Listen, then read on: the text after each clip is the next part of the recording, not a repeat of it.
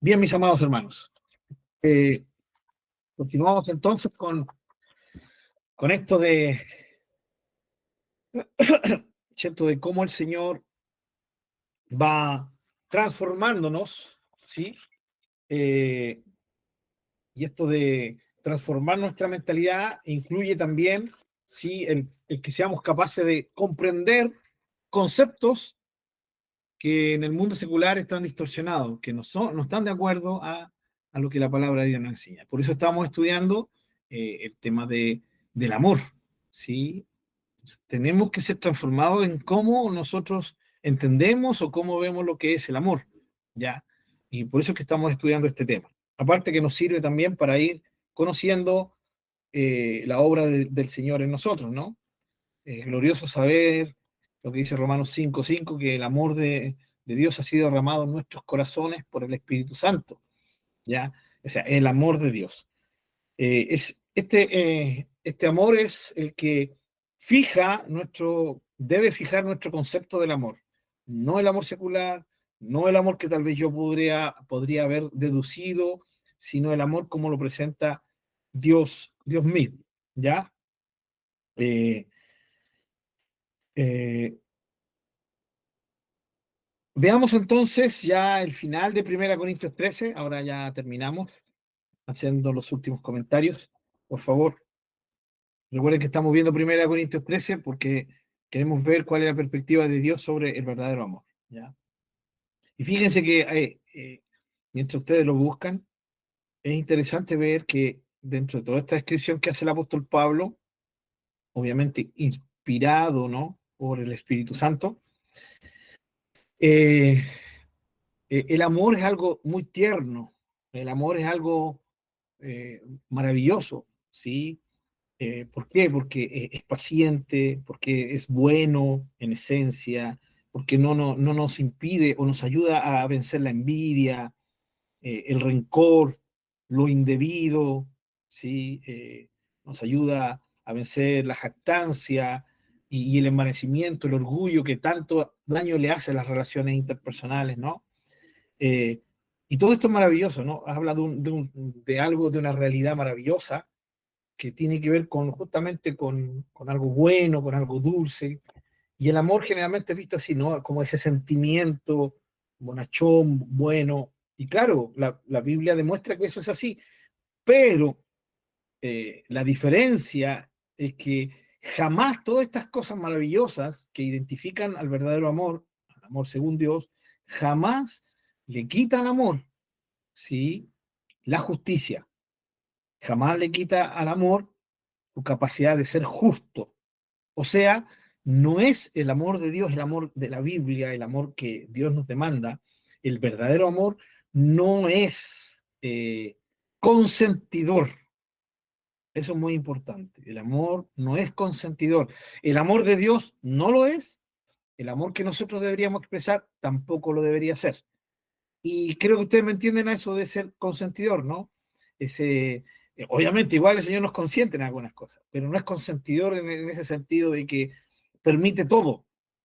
O sea, con el verdadero amor no es real la frase que dice, sí, si me amas, me vas a perdonar todo.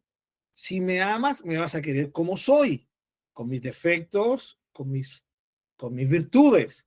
Si realmente me amas o realmente amas, vas a sencillamente dejar pasar cualquier cosa. El amor de Dios no es así, ya no es así, por más que a nosotros no nos guste la idea que no sea así, y por más que hoy día en la iglesia se enseñe muchas veces, tristemente en alguna iglesia, este tipo de amor, o sea, el Dios que te perdona todo, el Dios que te permite todo, el Dios que no se va a meter contigo porque te respeta, porque te ama con tus virtudes y defectos. No, la verdad es que el Señor nos ama a nosotros, pero no ama nuestros defectos. ¿Sí? Eh, de esta misma manera, ¿sí? Nosotros tenemos que comprender que el hecho de que nosotros amemos correctamente no significa que nosotros vamos a amar a una persona al punto de dejarle pasar cualquier cosa, ¿sí? Eh, y al ver el mal, la injusticia en esa persona, no le vamos a decir nada porque no, porque lo amamos. No, el amor no es ya no está para excusar en primera instancia, ¿ya? Está para, va a sonar rara la palabra que debo decir, empoderar, en el buen sentido correcto, y en el sentido correcto, ¿no? Eh, sí, el amor da poder, el amor es poder, ¿ya? Justamente para que nosotros no excusemos la maldad, sino que la venzamos. Esa es la idea, ¿sí? De lo que estamos viendo. Entonces, eh, no es consentidor, el amor de Dios es transformador. Es un poder transformador. Sigamos entonces, terminemos hoy día con 1 Corintios 13, ¿ya? Vimos versículo 4, versículo 5, ¿no? Donde claramente en el versículo 5, ¿sí? Se muestra que el amor no hace nada indebido. O sea, el amor, aquí está, no excusa lo indebido, no favorece lo indebido. De hecho, nos impulsa a no actuar indebidamente, ¿ya? Eh, y por supuesto vimos lo que es tal vez el pináculo, ¿no? De estas características del amor que no nos permite o sencillamente nos ayuda a vencer nuestro egocentrismo, ¿ya? Y no guarda rencor. Y ahora el versículo 6 confirma esto que acabo de explicar, ¿no? Que el amor de Dios no es consentidor. En el 5 nos dice no hace nada indebido. Y en el 6 dice no se goza de la injusticia. O sea, no se complace en lo injusto. El amor no se siente cómodo en medio de la injusticia. El amor no encubre la injusticia. El amor no es amigo de lo injusto. ¿Sí? Eso significa que el amor no se goza, ¿ya? De la injusticia. ¿Ya? Jamás el amor va a sentirse cómodo con lo injusto.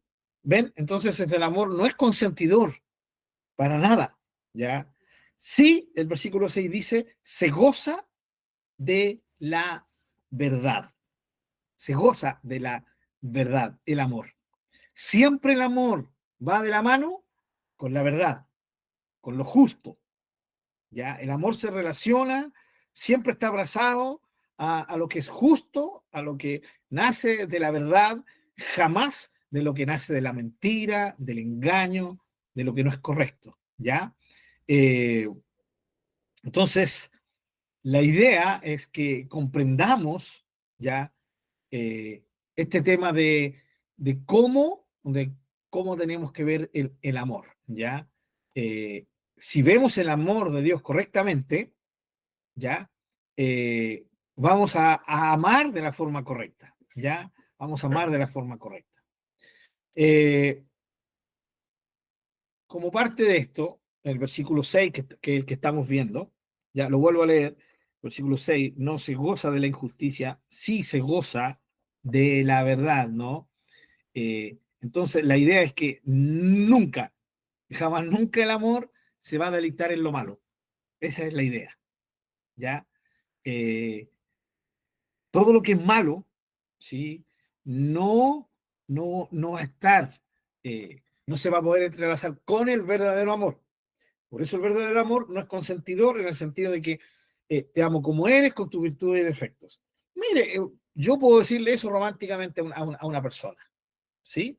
Yo le puedo decir eso a alguien, ¿cierto? Que, con la cual me relaciono, puede ser el esposo, la esposa, el novio, la novia, ¿ya?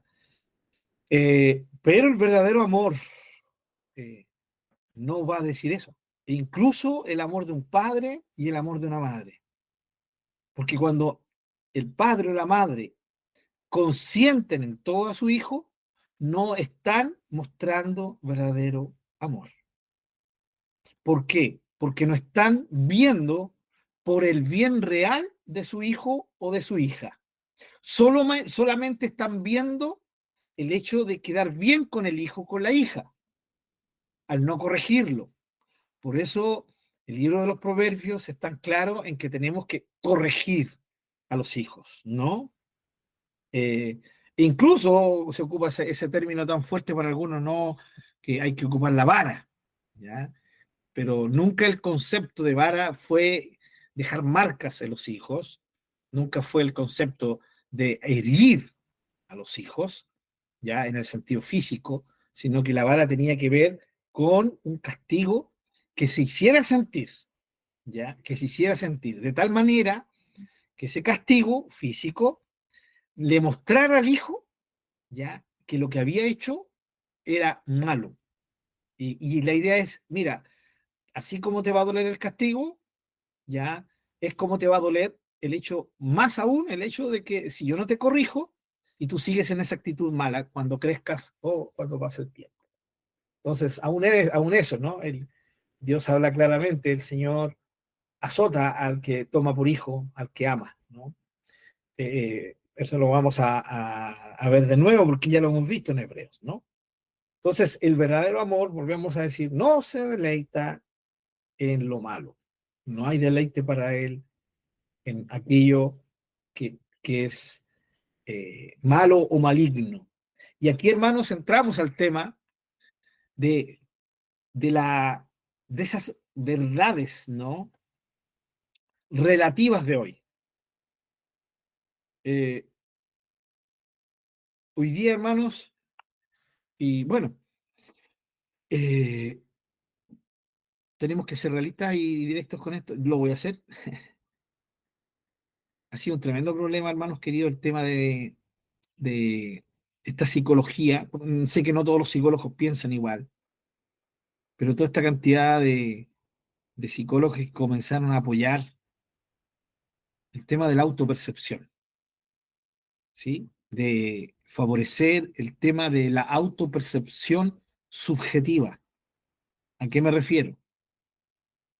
Tú no eres, ¿sí?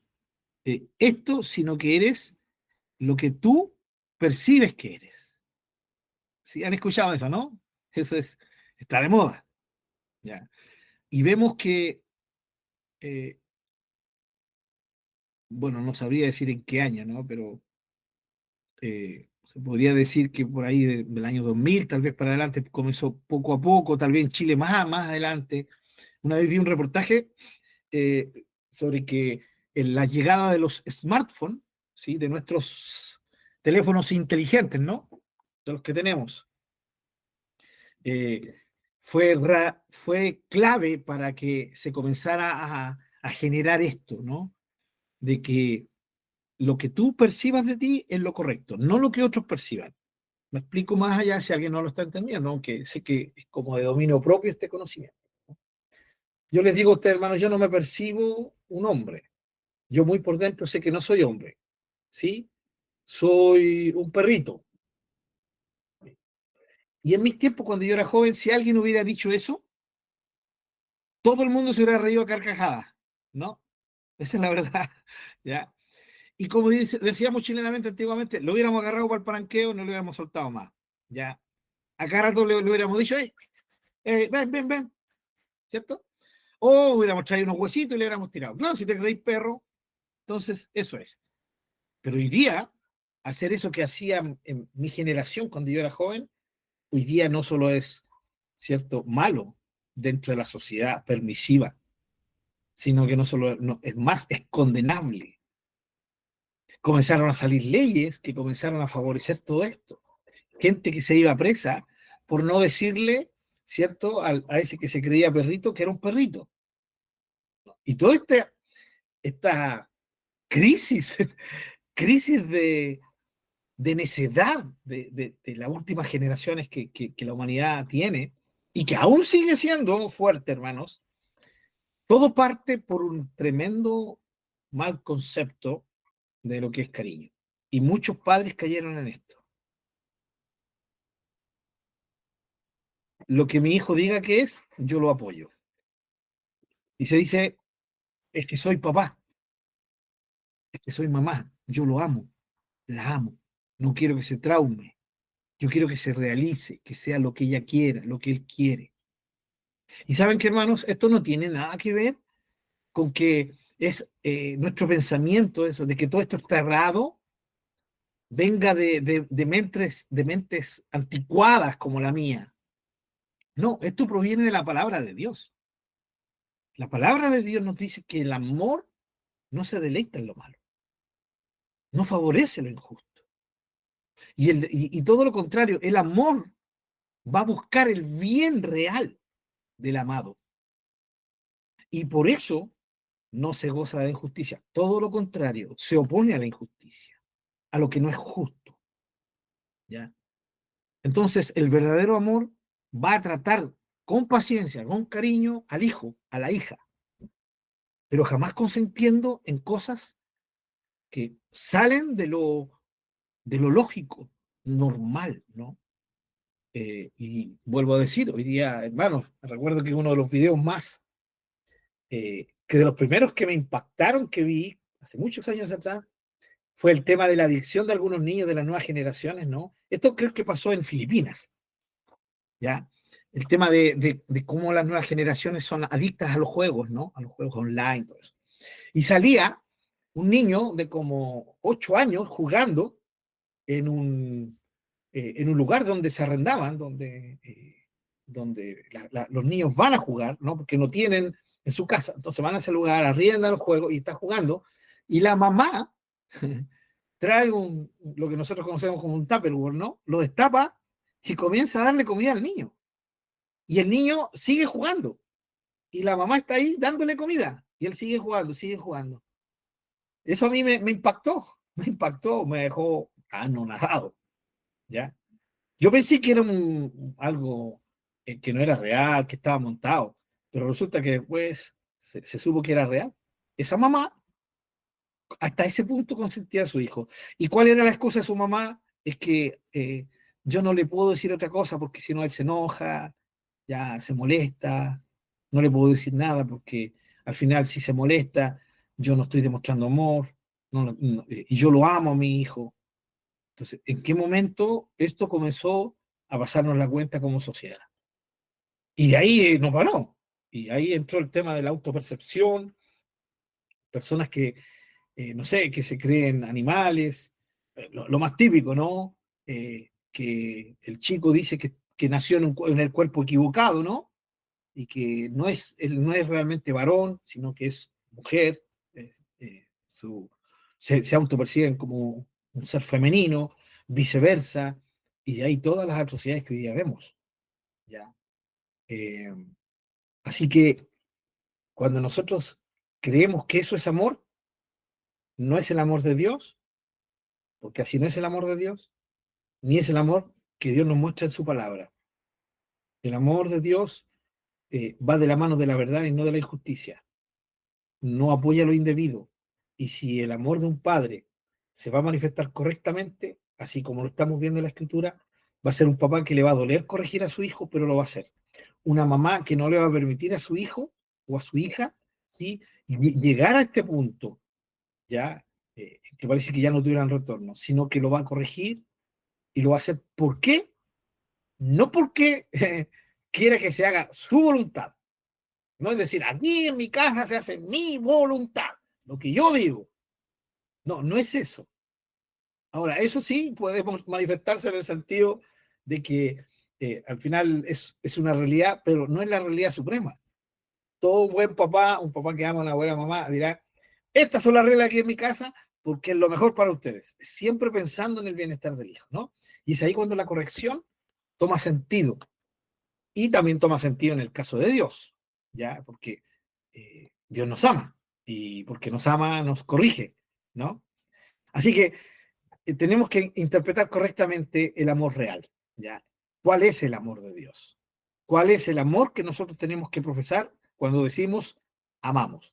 Y esto se aplica a relación padres e hijos, hijos padres, ya, esposo esposa, esposa esposo, ya, abuelos, abuelos nietos. ¿Han escuchado eso? Sí, ese dicho que dice el padre cría y el abuelo malcría, ¿ya? Ese dicho suena tan lindo, tan tierno, pero wow, que cuando se aplica ese dicho en algunas familias, realmente los niños, los nietos, son niños, como decíamos antiguamente, son niños fundidos, mal criados, no por culpa de sus padres, sino por culpa de sus abuelos. Entonces también hay un problema. ¿Y cuál es la excusa del abuelo, de la abuela? Es que amo a mi nieto. Es que estoy haciendo con mi nieto lo que no hice con mis hijos. ¿Ya? Entonces hay que ser cuidadosos con todos estos dichos que pareciera que fueran tan nobles, tan amorosos. El amor real no va a permitir eso. ¿Ya? Puede el abuelo ser bonachón, cariñoso con sus nietos, pero jamás ya hacerle creer a los hijos que él los ama más o ella los ama más que sus padres. O sea, que proyecten la idea de que el nieto diga, mi abuelo me ama más. ¿Y por qué te ama más que yo? Le dice el papá. Porque mi abuelo me da lo que yo le pido. Ese es el concepto. ¿Ya? Y eso no es amor.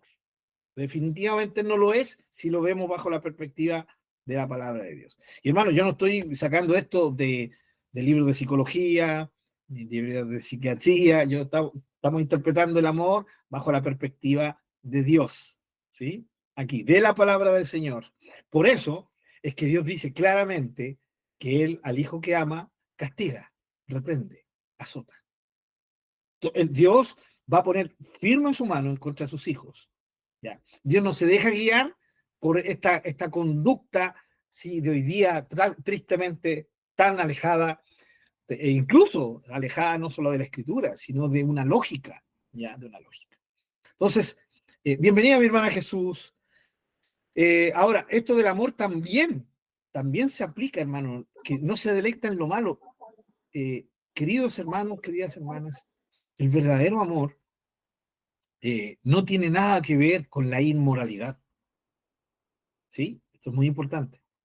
La inmoralidad es algo injusto, no es justo ni ante Dios, ni ante también, por así decirlo, ante una lógica ya humana de respeto hacia otros. ¿Ya? Eh, entonces el amor se va a oponer a la inmoralidad. ¿Por qué? Digo esto, porque hoy en día, tristemente, hasta cristianos dicen, pero si lo hacemos con amor, ¿eh? Pero si nos amamos, bueno, si se aman y están manteniendo ciertas relaciones íntimas, ¿qué dice Pablo? Para que no se estén quemando, cásense, ¿sí? Cásense, ya, y listo. Ahora, obviamente, un hijo de Dios más comprometido con el Señor no haría eso, ¿no? No esperaría que le dijeran, cásate para que no te estés quemando. Ese fue un recurso que el apóstol Pablo ocupó muy extremo, ya, porque sabía que la iglesia de los Corintios estaba dando mucha inmoralidad sexual. Entonces, eh, por eso Pablo ocupa eso, ¿no? Pero la idea de Pablo siempre fue por amor a Dios, por amor al Señor, por amor a la santidad, por amor a la consagración. Esa es la idea. Entonces, tristemente, hoy día se usa la excusa, triste excusa, ¿no? Triste excusa, la triste excusa de esto, de decir, es que lo hacemos en amor, ¿sí? Y aquí es donde viene, donde algunos dicen, consejeros dicen, sí, pero es que el verdadero amor todo lo espera, ¿ya? Todo lo espera, como lo vamos a ver después, ¿sí? Entonces, puedes esperar al matrimonio, ¿ya?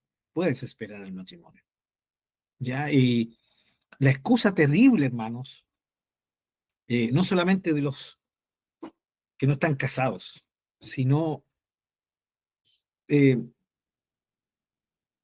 creo que ninguno de ustedes va a pensar diferente a mí, espero que no, ¿ya?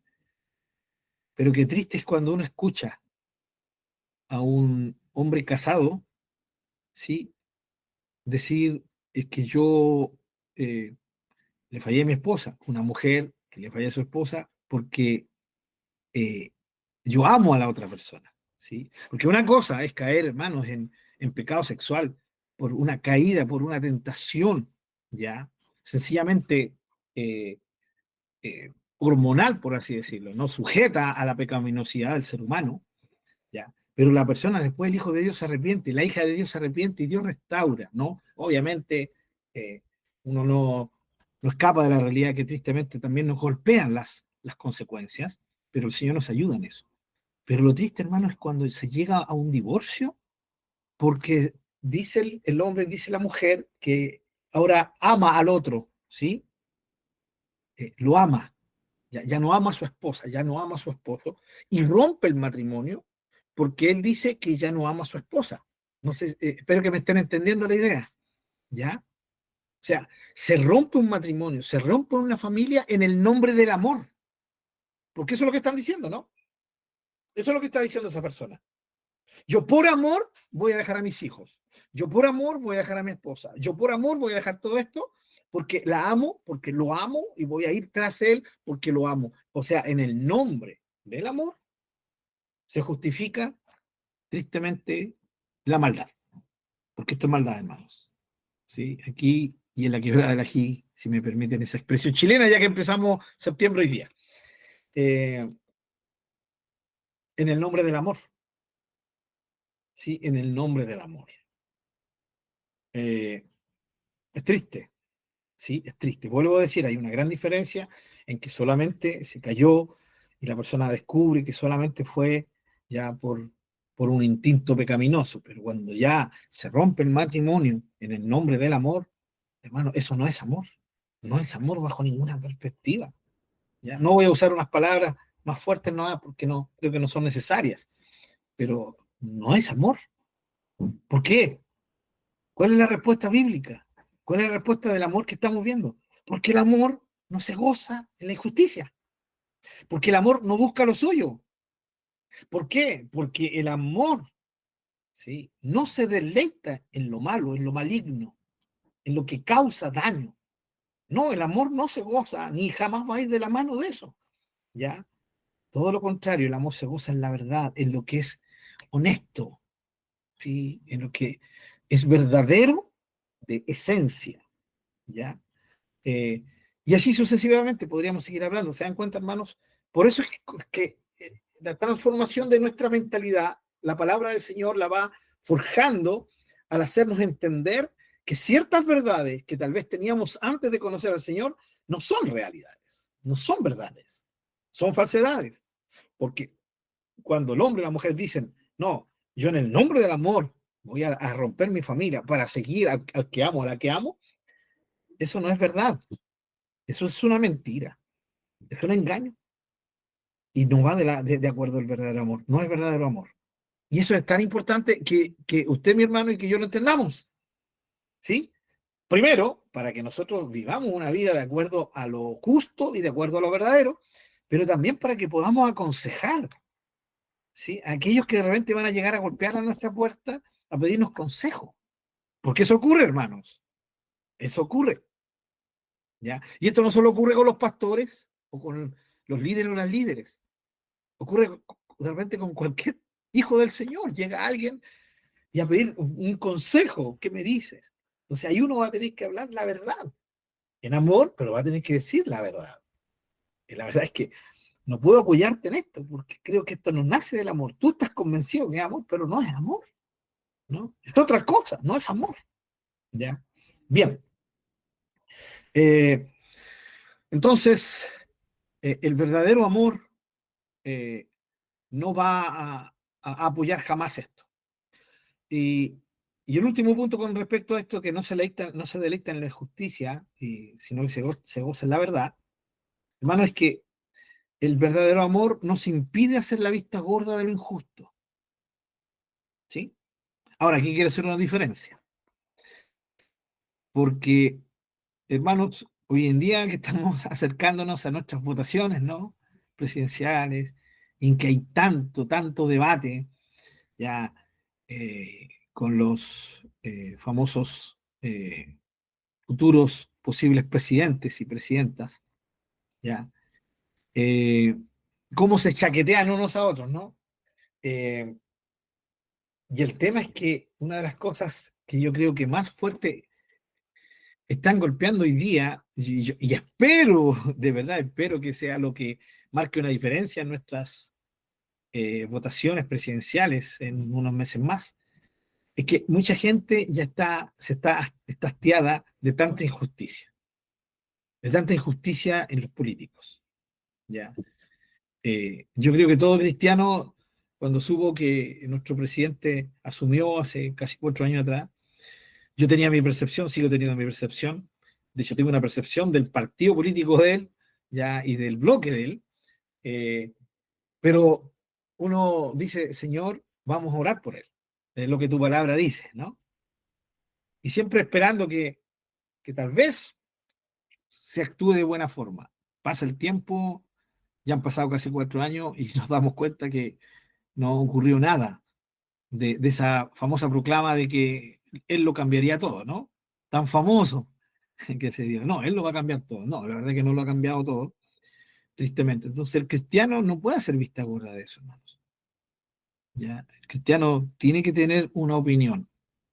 Pero aquí está el tema, que nosotros no somos llamados, ¿sí?, a andar publicando nuestras opiniones, sino que la opinión tiene que estar primero en la convicción de uno y segundo, ser muy, muy inteligente en el Señor, de ser cuidadosos cuando damos nuestra opinión, ¿sí? ¿Por qué lo digo, hermanos? Porque recordemos que como iglesia somos llamados ¿a qué? A proclamar a Jesús. Pero ¿saben que hoy día el cristianismo dice, sí, eso es verdad, pero también la Biblia dice que el amor, ¿sí?, no se goza de la injusticia, por lo tanto no hay que hacer vista gorda de la injusticia y hay que hablar. Entonces, cuando el cristiano o la cristiana, la iglesia, ¿sí?, viene y dice, sí, tenemos que proclamar a Jesús, pero, ese pero, el cristiano hoy día no se está dando cuenta que ese pero es tremendo, hermanos, tremendamente dañino, porque está diciendo dicho de otra manera, no, yo no soy solo salvado y soy llamado a vivir para Jesús, también soy llamado para decir la verdad en contra de la injusticia. Hermanos, eso es cuando el cristiano cree que no es suficiente hablar de Jesús. Hermano, existen personas que están hechas para el tema de la política, que ellos se encarguen de eso. Nosotros somos llamados a hablar de Jesús a la gente. Y yo le aseguro, mi querido hermano, mi querida hermana, que vamos a ser tentados en esto. Ustedes saben que yo no soy muy dado a ser un autorreferente, ¿no? Pero les quiero contar mi testimonio. Ustedes no tienen ni idea la cantidad de veces que su hermanito Pablo sí ha tenido una lucha de decir, ¿y si abro un canal para hablar de todas las injusticias políticas que hay? Ay, churra, digo yo. Es que si lo hago, van a descubrir que el hermano Pablo después capaz que me haga famoso, ¿sí?, por mis comentarios, y después wow, los hermanos del estudio el día lunes van a decir, hermano Pablo se metió en política, ¿no? Oh, así que me arrepiento. No, no me arrepiento solo por eso. Pero sí, sí, hermano, unas ganas. Cada vez que veo noticias y veo cada injusticia, hermano, cada cosa terrible, ¿no?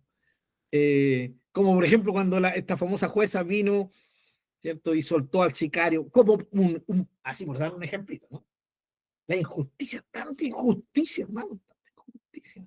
Tantas cosas terribles que hoy día estamos viendo en nuestra sociedad, en nuestros líderes, en los políticos. Wow. También unas ganas de hablar también en contra de tantas iglesias, especialmente las mega iglesias. ¡Wow! Hermanos, de verdad, hermano Pablo, lucha con esto. No es una lucha de muerte, por si acaso, ya no se preocupen tanto, ¿sí? Pero sí, échenme un apoyo en oración con respecto. Porque de verdad llega un momento en que la injusticia es tan tremenda que me dan unas ganas de abrir un canal, ya decir, ya voy a meterme, aparte que puedo ganar plata también, eh, y dedicarme a eso. O tal vez no abrir un canal, sino decir, ya, me voy a ir. Una vez un hermano, un antiguo hermano me dijo, la mejor forma de protestar es ir y pararse ahí en el centro, ya, y sentarse en la mitad de la calle. Listo, ahí en la Alameda, acá que estoy acá, ¿cierto?, en Santiago yo, al frente de la Moneda, ¿no? Y ahí, entonces van a empezar a tocarme el pito, ¿cierto? El tema el claxon, ¿cierto? La bocina, y me van a pitear, listo. Y ahí van a llegar los carabineros, y lo más probable es que me lleven preso. ¿Quién va a grabar? ¿No? Este desubicado. Ese video va a ir a YouTube y luego yo me voy a hacer famoso porque yo voy a decir, ahí estoy aquí para reclamar en contra de la injusticia de nuestros líderes, de las cosas que pasan, en contra del poder ejecutivo, en contra del poder legislativo y en contra del poder judicial, porque los tres valen nada. Entonces, unas ganas de hacer eso, hermano. Es decir, y me han dado ganas, hermano. Vuelvo a decir, no es que me quite el sueño esto, pero me han dado ganas de hacerlo. Pero yo sé que si hago eso, no me puedo casar con dos bandos. O me dedico a hablar de Jesucristo, o me dedico a denunciar la injusticia social. No puedo mezclar las dos cosas. ¿Por qué? Porque lo que dijo el Señor Jesucristo con respecto al dinero, a las riquezas y a Dios se aplica a cualquier circunstancia. No puedes amar a dos señores. O vas a servir a la justicia social o vas a servir a la justicia del reino. En otras palabras, a Jesús, el juez y la encarnación de la justicia real del reino de Dios. No puedes servir a dos señores. Y eso a mí me ha golpeado, hermanos. Me ha golpeado. Y luego se me van esas ideas. ¿Por qué? Porque luego, si yo caigo en esta tentación y comienzo a hacer esto, al final voy a tener que decidir. Voy a tener que decidir. Y yo agradezco que el Señor tenga conquistado mi corazón al punto que estos son solo pensamientos que pasan. Ya, hermanos, pasaron por ahí. Pero, hermanos, yo creo que más de alguien ha sufrido en la historia, algún cristiano, alguna cristiana ha sufrido esta tentación y ha caído, ¿no? Y se han vuelto eh, verdaderos próceres de la justicia social, pero han terminado dejando a un lado lo más importante. Les doy el caso de uno famoso, Martin Luther King, ¿sí? Un afroamericano estadounidense en el siglo XX que se levantó en contra de todo el racismo que había en contra de la raza negra en Estados Unidos, ¿ya? Él era, si no mal recuerdo, hermanos, era pastor bautista, lo que sí me recuerdo que era de la iglesia bautista, y él comenzó con todo este tema a levantarse, a proclamar, ¿no? El tema de erradicar el racismo. Fue un personaje tremendamente importante. Martin Luther King es conocido muy, muy, muy fuerte en el tema de todo esto de los derechos humanos, ¿ya?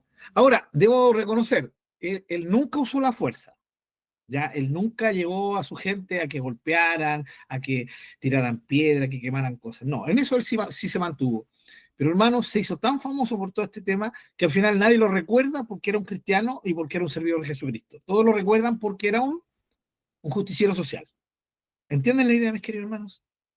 Entonces, es fácil ceder a todo esto. Y ¿saben qué? Para mí sería fácil decir, pero es que el amor no se deleita en la justicia. ¿Ya? Entonces, no puedo ser vista gorda a la injusticia. Por lo tanto, tengo que hablar, tengo que ir, ¿ya? A hacer algo. Ahí está la tentación. Porque cuando la Biblia dice que el amor no se goza en la injusticia, no hace vista gorda a la injusticia, no significa que yo vaya a ser un justiciero social, sino que por medio de mi vida, de mi ejemplo y por medio de la predicación del que es justicia por esencia, que es mi Señor Jesucristo, que es mi Dios, que es mi Padre, que es el Espíritu Santo, no es mi Dios triuno, ¿cierto? Al proclamar su verdadero evangelio, la gente va a ser transformada y va a ser transformada en su mente para asumir la verdadera justicia. Este es el cambio que produce el reino de Dios. Este es el cambio que produce el Señor. ¿Por qué? Porque la justicia social, ¿sí? Y luchar por la justicia social solo va a cambiar a la sociedad en alguna generación, en algún momento. Pero mucha gente se va a agarrar de esa justicia social.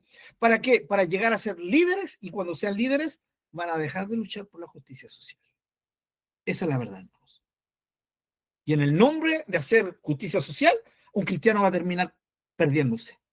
Y el otro punto, por más que haya, ¿cierto? Hay un grupo de justicia social cristiano, hermano, eso no va a mandar más gente al cielo. No va a mandar más gente al cielo. La gente va a seguir perdiéndose eternamente porque eso no va a apoyar, no va a ayudar. Entonces, no sé si me logro explicar en esto, hermano. ¿Por qué? Porque vamos a ser tentados con este tema, sí, de marcar una diferencia social. Ahora, la pregunta, entonces, hermano Pablo, ¿a qué se refiere con que el amor no hace vista gorda? ¿Ya? En primer lugar, ¿cierto? Significa que si a mí me piden la opinión, yo voy a dar mi opinión honesta, ¿sí? Pero siempre enfocada en la verdadera justicia, que es la justicia de Dios, ¿ya? No la justicia que le soba el lomo a algunos y critica a otros, ¿ya? En segundo lugar, hacer la vista gorda ¿cierto? A la injusticia no significa ya que yo voy sencillamente a estar ahí en algún movimiento social para poder apoyar todo esto. Hermanos, hay tanta carencia de obreros. ¿Han escuchado eso o no? La mies es mucha y los obreros son pocos. Eso sigue siendo una realidad hoy en día. Y cada justiciero social que se nos vaya de la fila de denunciar el evangelio correcto, vamos a perder a alguien que podría ser un obrero eficaz en la proclamación del reino de justicia. Somos los que creemos que solo la proclamación del verdadero evangelio va a transformar a la gente. Solo eso, hermanos. Solo eso. Un ejemplo positivo. Juan Wesley, ya en los años, ¿cierto? Ahí, déjame recordar, 1500 y fracción, ya. Inglaterra estaba sumida en un caos social, político tremendo, una atrocidad. Ya leí una vez que se hizo un comentario, una antropóloga no cristiana que estudió la historia de Inglaterra, dice que si no hubiera venido ese avivamiento de Dios a través de Juan Wesley, Inglaterra no existiría hoy día. Así de potente. Comenzó todo este mover de Dios con Juan Wesley y su hermano Carlos Wesley. ¿Ya? De aquí viene la famosa iglesia metodista, las iglesias nazarenas, las metodistas pentecostales de Chile. Vienen de esa raíz. Fue tan grande el impacto, ¿cierto?, del poder de Dios en Inglaterra que la sociedad comenzó a ser transformada, hermanos. ¿Sí? Lo que diría nosotros decimos, no, conozco cuántos hermanos que fueron salvados del alcoholismo, que eran borrachos, que andaban botados y hoy día sirven al Señor. Bueno, en ese tiempo se veía, era pan de cada día. Pero ¿saben qué? Lo maravilloso es que Juan Wesley fue tentado también a meterse en la política, a dedicarse a la justicia social. Y él, en cambio, a diferencia tal vez de Martin Luther King, él se mantuvo fiel al Señor. Vivió como un predicador del Evangelio. Y eso fue lo que produjo ese avivamiento tan tremendo que afectó tan positivamente a la sociedad ya del siglo XVI en Inglaterra, hermanos. Y eso hay testimonio histórico de esto. Y esto ha ocurrido cada vez que un hombre y una mujer de Dios se dedican a hablar el verdadero evangelio. ¿Por qué digo el verdadero evangelio? Porque, hermano, hoy en día el evangelio, hay evangelios que no son evangelios. Ya. Hoy día veía, así de pasar nomás, un video de uno de estos falsos maestros famosos en Estados Unidos, Kenneth Hagin, que todavía lo siguen idolatrando como hombre de Dios, tremendo, unos shows tremendos. Y él decía, una de sus predicaciones más favoritas era, redimido de la pobreza, de la enfermedad y de la muerte. Ese era uno de los lemas de él. Redimido de la pobreza, no de la pobreza espiritual, de esta, ¿sí? De esta. Un viejo que me imagino que está muerto, ya se murió podrido en plata. ¿Ya? Y perdonen que lo trate así, pero para mí no fue un hijo de Dios. ¿Ya? No fue un siervo de Dios, fue un falso maestro de esos que habla 2 Pedro capítulo 2, versículo 1 adelante. ¿Ya? Pero ahí está, idolatrado todavía.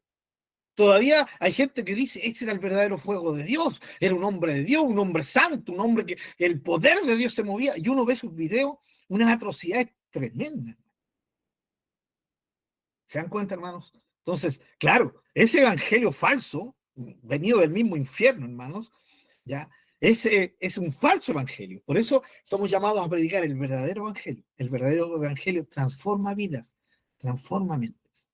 Entonces, tenemos que ser cuidadosos en esto. Perdonen que me haya extendido un poquito en esto, pero ustedes saben que estamos acercándonos a este tema de las estas presidenciales y se está volviendo cada vez más candente el tema de los dos lados y de que este sí y que este no, ¿ya? Y de todo lo que es la injusticia social en nuestro Chile, ¿ya?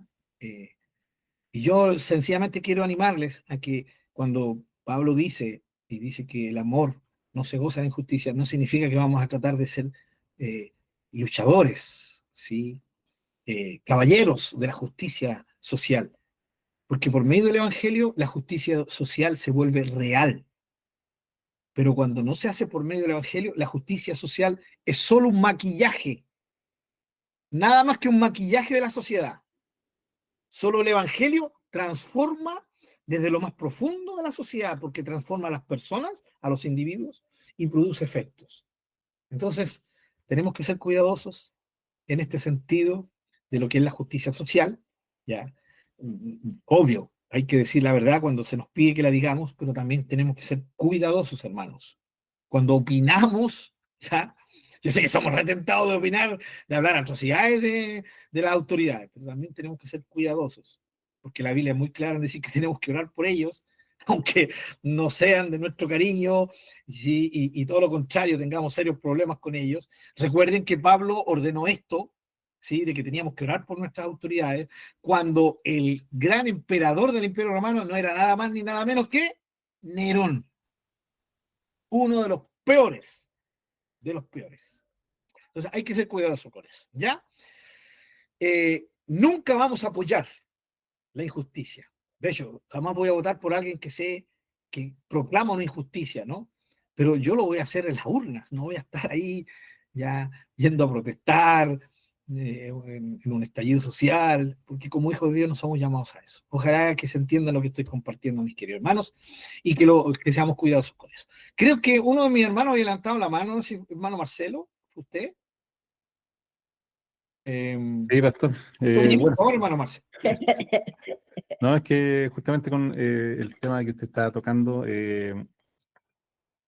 con respecto a que tenemos que ser cuidadosos con nuestras opiniones y con lo que decimos, y que justamente pues, la mejor forma de poder emitir nuestra opinión es en las urnas. Así es. Lo sorprendente, sí, bueno, como lo compartí en tiempo atrás en un devocional, es que saber que en Chile, Chile ha sido uno de los países más evangelizados, más Ciertamente. cristianizados, no solamente hablando de evangélicos, sino que entre católicos, entre toda la rama eh, llegó entre el 60 y el 70, como sobre los 90%. Y yo digo, si éramos más del 90%, ¿y cómo pudo haber salido un gobierno totalmente contrario a Dios? Sí. Después, en los años en que salió también los gobiernos contrarios, también éramos más de 50%. Entonces, yo digo, ¿dónde están nuestras convicciones como cristianos? Mm. ¿Qué podemos apoyar ciertas tendencias políticas que son totalmente contrarias a Dios, Ujú.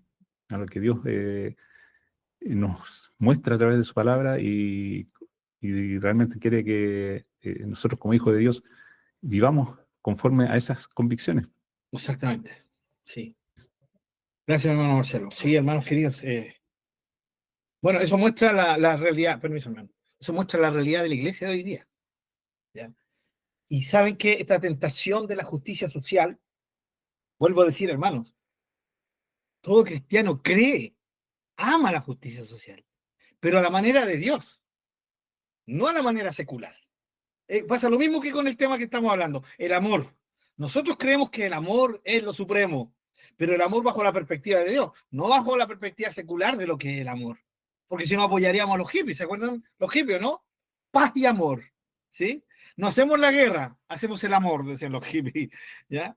Y eso es antibíblico completamente, porque cuando ellos decían hacemos el amor, estaban hablando de libertad sexual, ¿ya?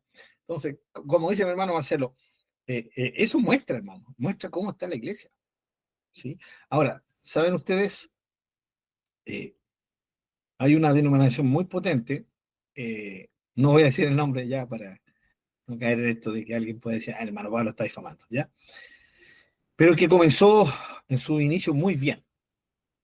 Y en Chile fue una iglesia fuerte, pero luego, con todo lo que comenzó a finales del siglo XIX, a comienzos del siglo XX, la famosa teología de la teología liberal, se sumó a esto la famosa teología, ya hecha famosa por un cura peruano, la famosa teología de la liberación, ya que alegoriza todo lo que es el éxodo, ¿no? Diciendo que los dueños, ¿cierto?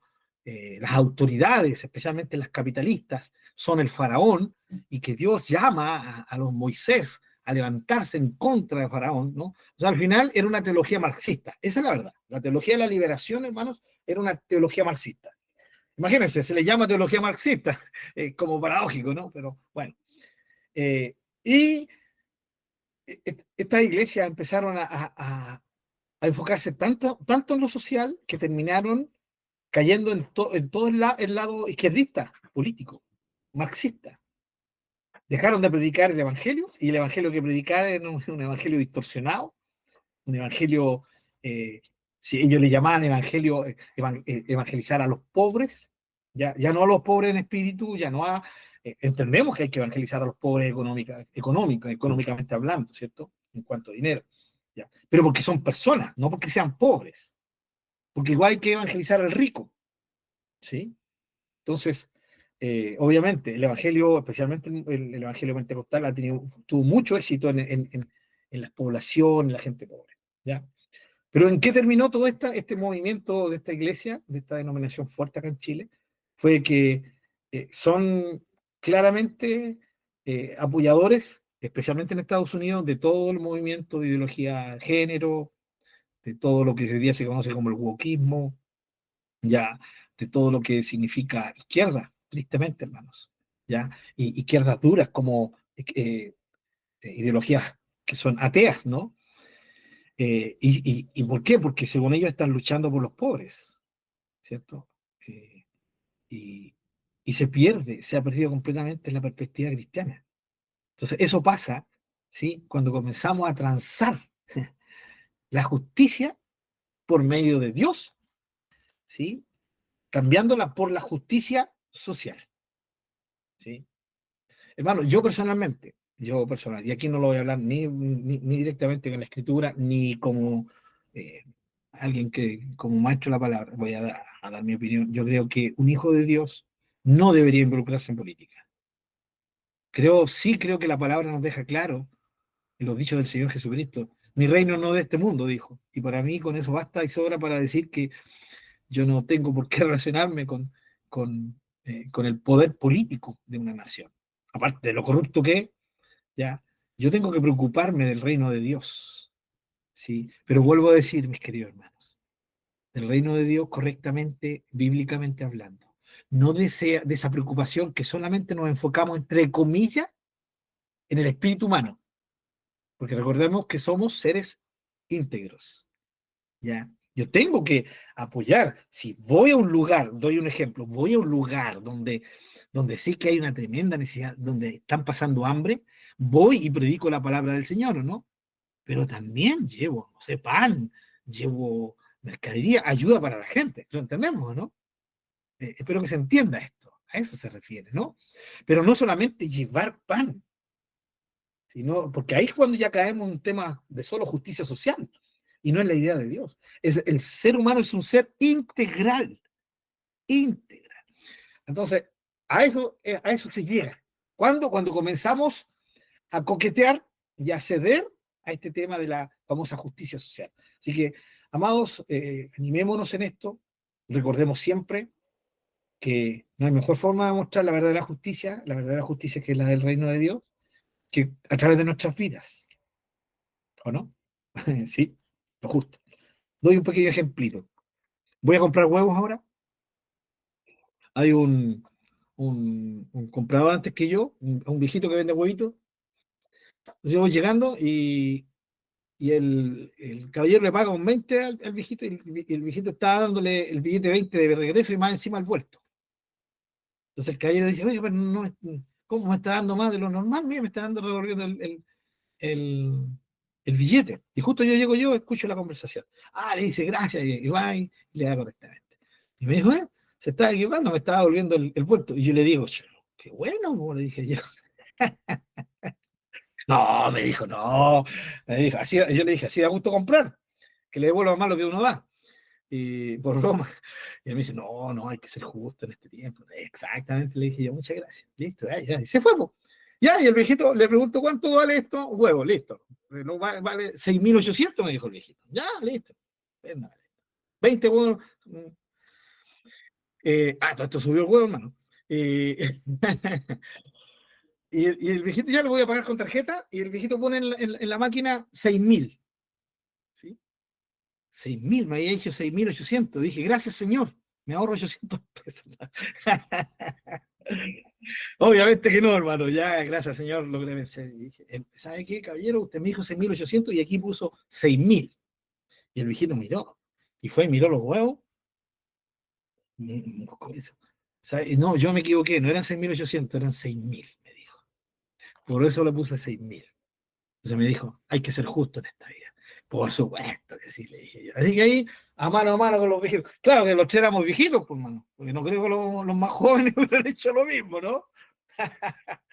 Éramos los tres sobre el viejito como unos 60 y tantos años, ya llegando a los 70, el otro y también era un poquito mayor que yo, así que éramos todos sobre 50 para allá. Bueno, el tema es que son cosas como esas, ¿no? Acá, ustedes saben, acá en Chile, perdón, acá en Santiago, miren, ¿cómo será? Santiago, Chile, que hasta me confundo Santiago con Chile, perdón a los provincianos. Eh, acá en Santiago, ustedes saben la lucha que se ha tenido con el tema de la tarjeta, ¿no? De pagar el pasaje, ¿ya? No siempre ando pero siempre cuando ando en micro, acá en locomoción colectiva, me toca ver gente de todas las edades, algunos pasando la tarjeta, otros no pasando la tarjeta. Veo a jóvenes pasando la tarjeta y a jóvenes no pasando la tarjeta. Algunos evadiendo, otros no evadiendo. ¿Ya? Pero ¿qué pasa cuando somos hijos de Dios? No deberíamos ni preguntarnos si es justo o no, porque ahí está la excusa, no, pero no es justo, están quitándonos nuestros impuestos, así que yo me recupero el impuesto saltando el pago de la micro, ¿no? O del metro. No, no es así, no funciona así. Bien, amados, vuelvo a decir, disculpen que me extendí un poquito con respecto al tema de la injusticia, de la verdad, ¿ya? Pero es importante, especialmente en contexto de hoy día. Versículo 7, 1 Corintios capítulo 13, versículo 7. El amor todo lo sufre. Vuelve a decir lo mismo que al principio, ¿no? De que es capaz de sufrir. Ahora, noten bien, el término todo lo sufre, no se está refiriendo a que va a sufrir, va a sufrir, va a sufrir por la misma circunstancia, sino que se está refiriendo a que sufre cualquier circunstancia, todo tipo de circunstancia. Soy un poquito más específico en esto. ¿Qué pasa cuando una mujer, una hija del Señor, ¿sí?, es golpeada por el marido y la sigue golpeando, y la sigue golpeando, y la sigue golpeando, y la sigue golpeando? ¿Y por qué esa mujer permite eso? Porque lo más probable es que le enseñaron y le dijeron, ¿qué dice en 1 Corintios 13, versículo 7? Todo lo sufre. Hermana, usted tiene que sufrirlo todo. No importa las veces que su marido le pegue. Usted tiene que sufrir. Porque el amor es sufrido. Porque el amor todo lo sufre. ¿Entienden la idea, hermanos? Lo que aquí está diciendo es que el amor sufre cualquier circunstancia. O sea, puede sufrir traición, puede sufrir impaciencia, puede sufrir aquí, se está refiriendo a ese todo. No significa que siempre tiene que estar sufriendo, estar ahí bajo, el golpe, el golpe, el golpe. No, hermanos. No, hermanos. Eso no es lo que la palabra de Dios dice. No podemos estar enseñándole a la gente ya que no importa si te siguen maltratando, sigue, no tienes que soportar porque algún día el Señor lo va a salvar. Porque no es la idea de la palabra de Dios. Ya, todo lo sufren, significa, no importa la situación que te golpeen en un momento determinado, vamos a ser capaces de, en amor, soportar esa circunstancia. Espero que quede claro la diferencia, ¿ya? Por lo tanto, aquí no está hablando de que todo lo sufre, por lo tanto, la hermana que es golpeada por su marido, la golpea, o su pareja la golpea, va a tener que sufrir por el resto de su vida de los golpes. No se refiere a eso. Lo mismo habla con que todo lo cree. Lo mismo. Me engañó, yo sé que me engañó, por lo tanto después me va a volver a decir algo y yo voy a volver a creerle, y después me va a volver a engañar y después ya va a terminar engañándome siempre porque sabe que este cristianito sabe que el amor todo lo cree. No se refiere a eso, ¿sí? Se refiere de que el amor siempre da la cabida ya a la sinceridad del otro. El amor nos lleva a tener una actitud ya de confianza, antes de desconfianza. ¿Ya? Pero si un cristiano sabe que viene a pedirle a plata, le dice, te lo devuelvo, lo pasamos, y no se lo devuelve, y sigue, no, es que la palabra del Señor dice, el que te pida, dale. ¿Sí? Por supuesto, cuando ahí veo necesidad, ¿sí? Cuando veo necesidad. Pero si entiendo que alguien lo está haciendo sencillamente para aprovecharse de mí, para burlarse de mí, creo que el Señor no va a permitir eso. Tenemos que ser sabios. Ahora, no vamos a reaccionar, ¿cierto? No, ¿qué me dice? Ya no creo nunca más en ti, soy mentiroso. No, siempre en amor, ¿sí? Entonces, en ese sentido, hermanos, todo lo cree, se refiere a que siempre, ante cualquier circunstancia, el amor nos va a llevar a poner la confianza en el otro antes que la desconfianza, ¿ya? Y este todo lo sufre, ya, eso significa que todo lo disculpa en ese sentido, ¿no? Cualquiera sea la cosa, ¿ya? Y todo lo cree justamente, le da crédito, ¿ya? Confía, se fía, ¿ya? Pero no meramente una creencia, sino, ¿cierto? Ese de siempre confiar, ¿ya? Entonces, ¿qué es lo que hace el amor? Domina esos sentimientos de desconfianza típicos en nosotros los seres humanos, ¿no? Somos así, ¿no? Miramos a la persona, este no me huele bien, ¿ya? Y después lo conocemos bien a la persona y ¿qué decimos? Wow, te pido perdón porque te juzgué por tu apariencia, ¿sí? Bueno, el verdadero amor no nos permite caer en esto, ¿ya? Nos lleva a ser gente madura, no a ser crédulos, sino a maduros en el tema de la confianza, ¿ya? Y en este sentido sí da oportunidad, porque recuerden que acabamos de nombrar que el amor no guarda rencor, pero siempre el amor nos lleva a hacerlo inteligentemente, conscientemente. Alguien me dijo, pero hermano, si yo sé que me está engañando y sé que me viene a pedir, un caballero me viene a pedir todos los meses aquí, y, y resulta que siempre me dice que estoy sin pega, y de repente yo descubro que me miente, ¿ya? Por diferentes razones. Entonces, ¿qué debo hacer yo? Sencillamente debo decirle, ¿sabe qué más? No le voy a ayudar, como yo acabo de decir, ¿cierto? Pero ¿qué pasa si yo veo que igual está necesitado, pero me está mintiendo por engaño? Bueno, el tema es, ¿yo puedo seguir dándole? La respuesta es obvia. Esa es decisión suya. Es decisión suya. Hágalo usted de cara a Dios. Pregúntele a Dios, no me pregunte a mí. ¿Sí? Si usted quiere seguir, aún sabiendo que le están mintiendo, que lo están engañando, y usted decide seguir dando, bueno, sígale dando, no hay problema. Ahora es diferente, hermano, igual. Yo sé que, por si acaso, ¿no? Porque si alguien escucha después y no entiende lo que estoy diciendo, pero yo sé que usted lo tiene clarito lo que voy a decir, ¿cierto? Esto no se está refiriendo a que si yo sé que me está pidiendo para droga, yo le voy a dar, aunque él me diga que es para comida. Obvio que no. ¿Por qué? Porque el amor, ¿cierto?, actúa en el bien de la persona. Por lo tanto, el amor, hermanos, no va a permitir ya de que yo eh, a- apañe su terrible adicción. Entonces, aquí es donde uno puede cambiar, ¿no? Y creo que lo hablamos en uno de nuestros estudios hace poco, ¿no? El tema de decirle, a ver, ¿usted quiere para qué? Porque no ha tomado desayuno. Sí, pues no he tomado desayuno, tengo hambre. Entonces, ¿me permite hacer un sanguchito? Ahí sí. Así actúa el amor, ¿no? Entonces le hago un sándwich. Ah, si la persona dice, no, que prefiero yo comprar. Entonces ahí uno descubre, no, bueno, yo no le puedo dar plata, pero sí le puedo dar algo de mercadería, le puedo dar un sanguchito, un tecito, un cafecito, etcétera, etcétera, etcétera, ¿no? Sé que ustedes entienden, hermanos queridos, a qué me refiero con esto y a qué se refiere la palabra. Luego dice, todo lo espera, ¿ya? Significa poner la esperanza en algo, en alguien, ya tiene que ver con lo que no se ve, con aquello que es futuro, eso es la esperanza, ¿no? Entonces el amor domina ese sentimiento de impaciencia, de desesperación, nos lleva a esperar con paciencia. Por eso anteriormente se nos ha dicho que el amor es paciente, ¿ya? El amor nos da paz en la espera, nos permite ser capaces de tener paz en la espera, ¿ya? Esa espera tranquila, ya esa espera de, de una paz mental, de una paz espiritual, de una paz incluso hasta física, corporal. Y es aquí, hermanos, como termina la descripción más potente, ¿no?, de lo que es el amor según Dios. ¿Ya?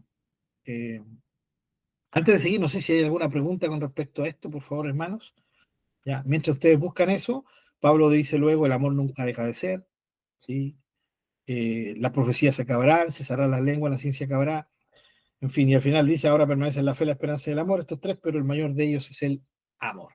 Mi hermano Marce, o mi hermana Santa. Eh, bueno, como estamos hablando, tocando justamente el tema del amor y este como amor perfecto del amor de Dios, Ujú. obviamente si nosotros dejamos o no vivimos este tipo de amor, comenzamos a ser como las iglesias que, ¿no es cierto?, se habla en el Apocalipsis, Sí, de esas iglesias que son frías, tibias, o como la de Éfeso que dice que has dejado tu primer amor.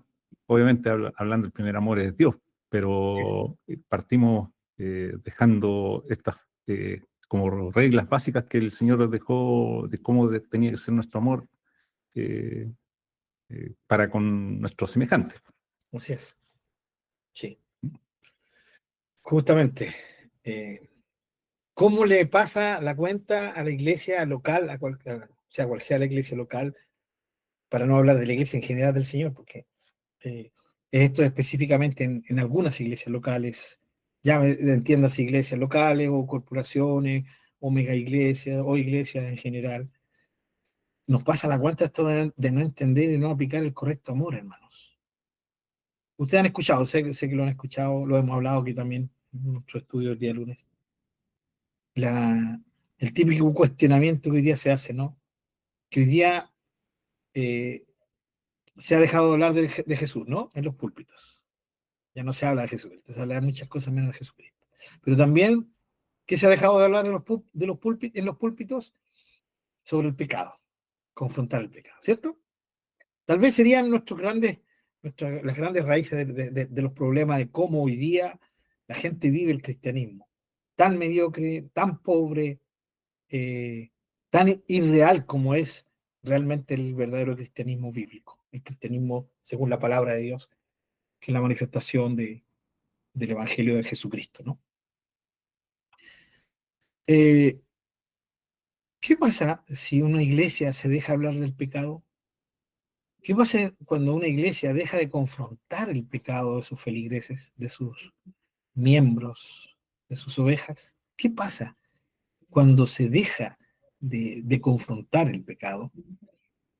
¿Saben lo que está ocurriendo al dejar de confrontar el pecado en una iglesia? En una iglesia se está dejando de amar. No es amor.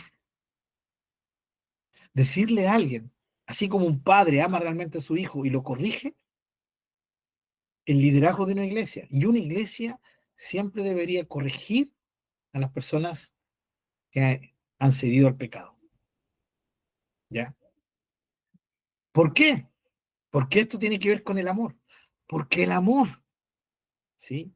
Es benigno. O sea, se preocupa, al ser bueno, al ser bondadoso, se preocupa del bien del otro. ¿Ya? El amor no hace nada indebido. Y es indebido ver que una persona a la cual se ama está yendo por un camino que lo va a llevar al mal, al caos y hasta la perdición. ¿Sí o no? O sea, si yo no amo, voy a dejar que le dé nomás. Pero si yo amo, el amor no me va a permitir, mis queridos hermanos, ver que mi hermano accedió al pecado y está enredado en el pecado y nadie le dice nada, eh, mi amor por él me va a impulsar a hablar con él y hablar la verdad con él. Eso es amor, ¿o no? Eso es amor. ¿Por qué? Porque entiendo primero lo que es amor, o sea, es buscar el bien del otro. Segundo, porque entiendo bien lo que es pecado y entiendo que el pecado siempre, siempre, siempre es una maldición. Siempre. Eso ya lo vimos, ¿no? Entonces, ¿cómo yo puedo de dejar a un lado mi deber de amor, de ir donde mi hermano, donde mi hermana, y confrontarlo. Pero aquí está el tema, confrontarlo en amor, ¿sí? Una vez yo le decía a una hermana, decía, mira hermana, si usted puede ir con toda la verdad para corregir al hermano, pero usted tiene que, primero que nada, convencerse a usted misma, autoconvencerse de que quiere corregir a su hermano o a su hermana por amor y no porque usted se cree superior.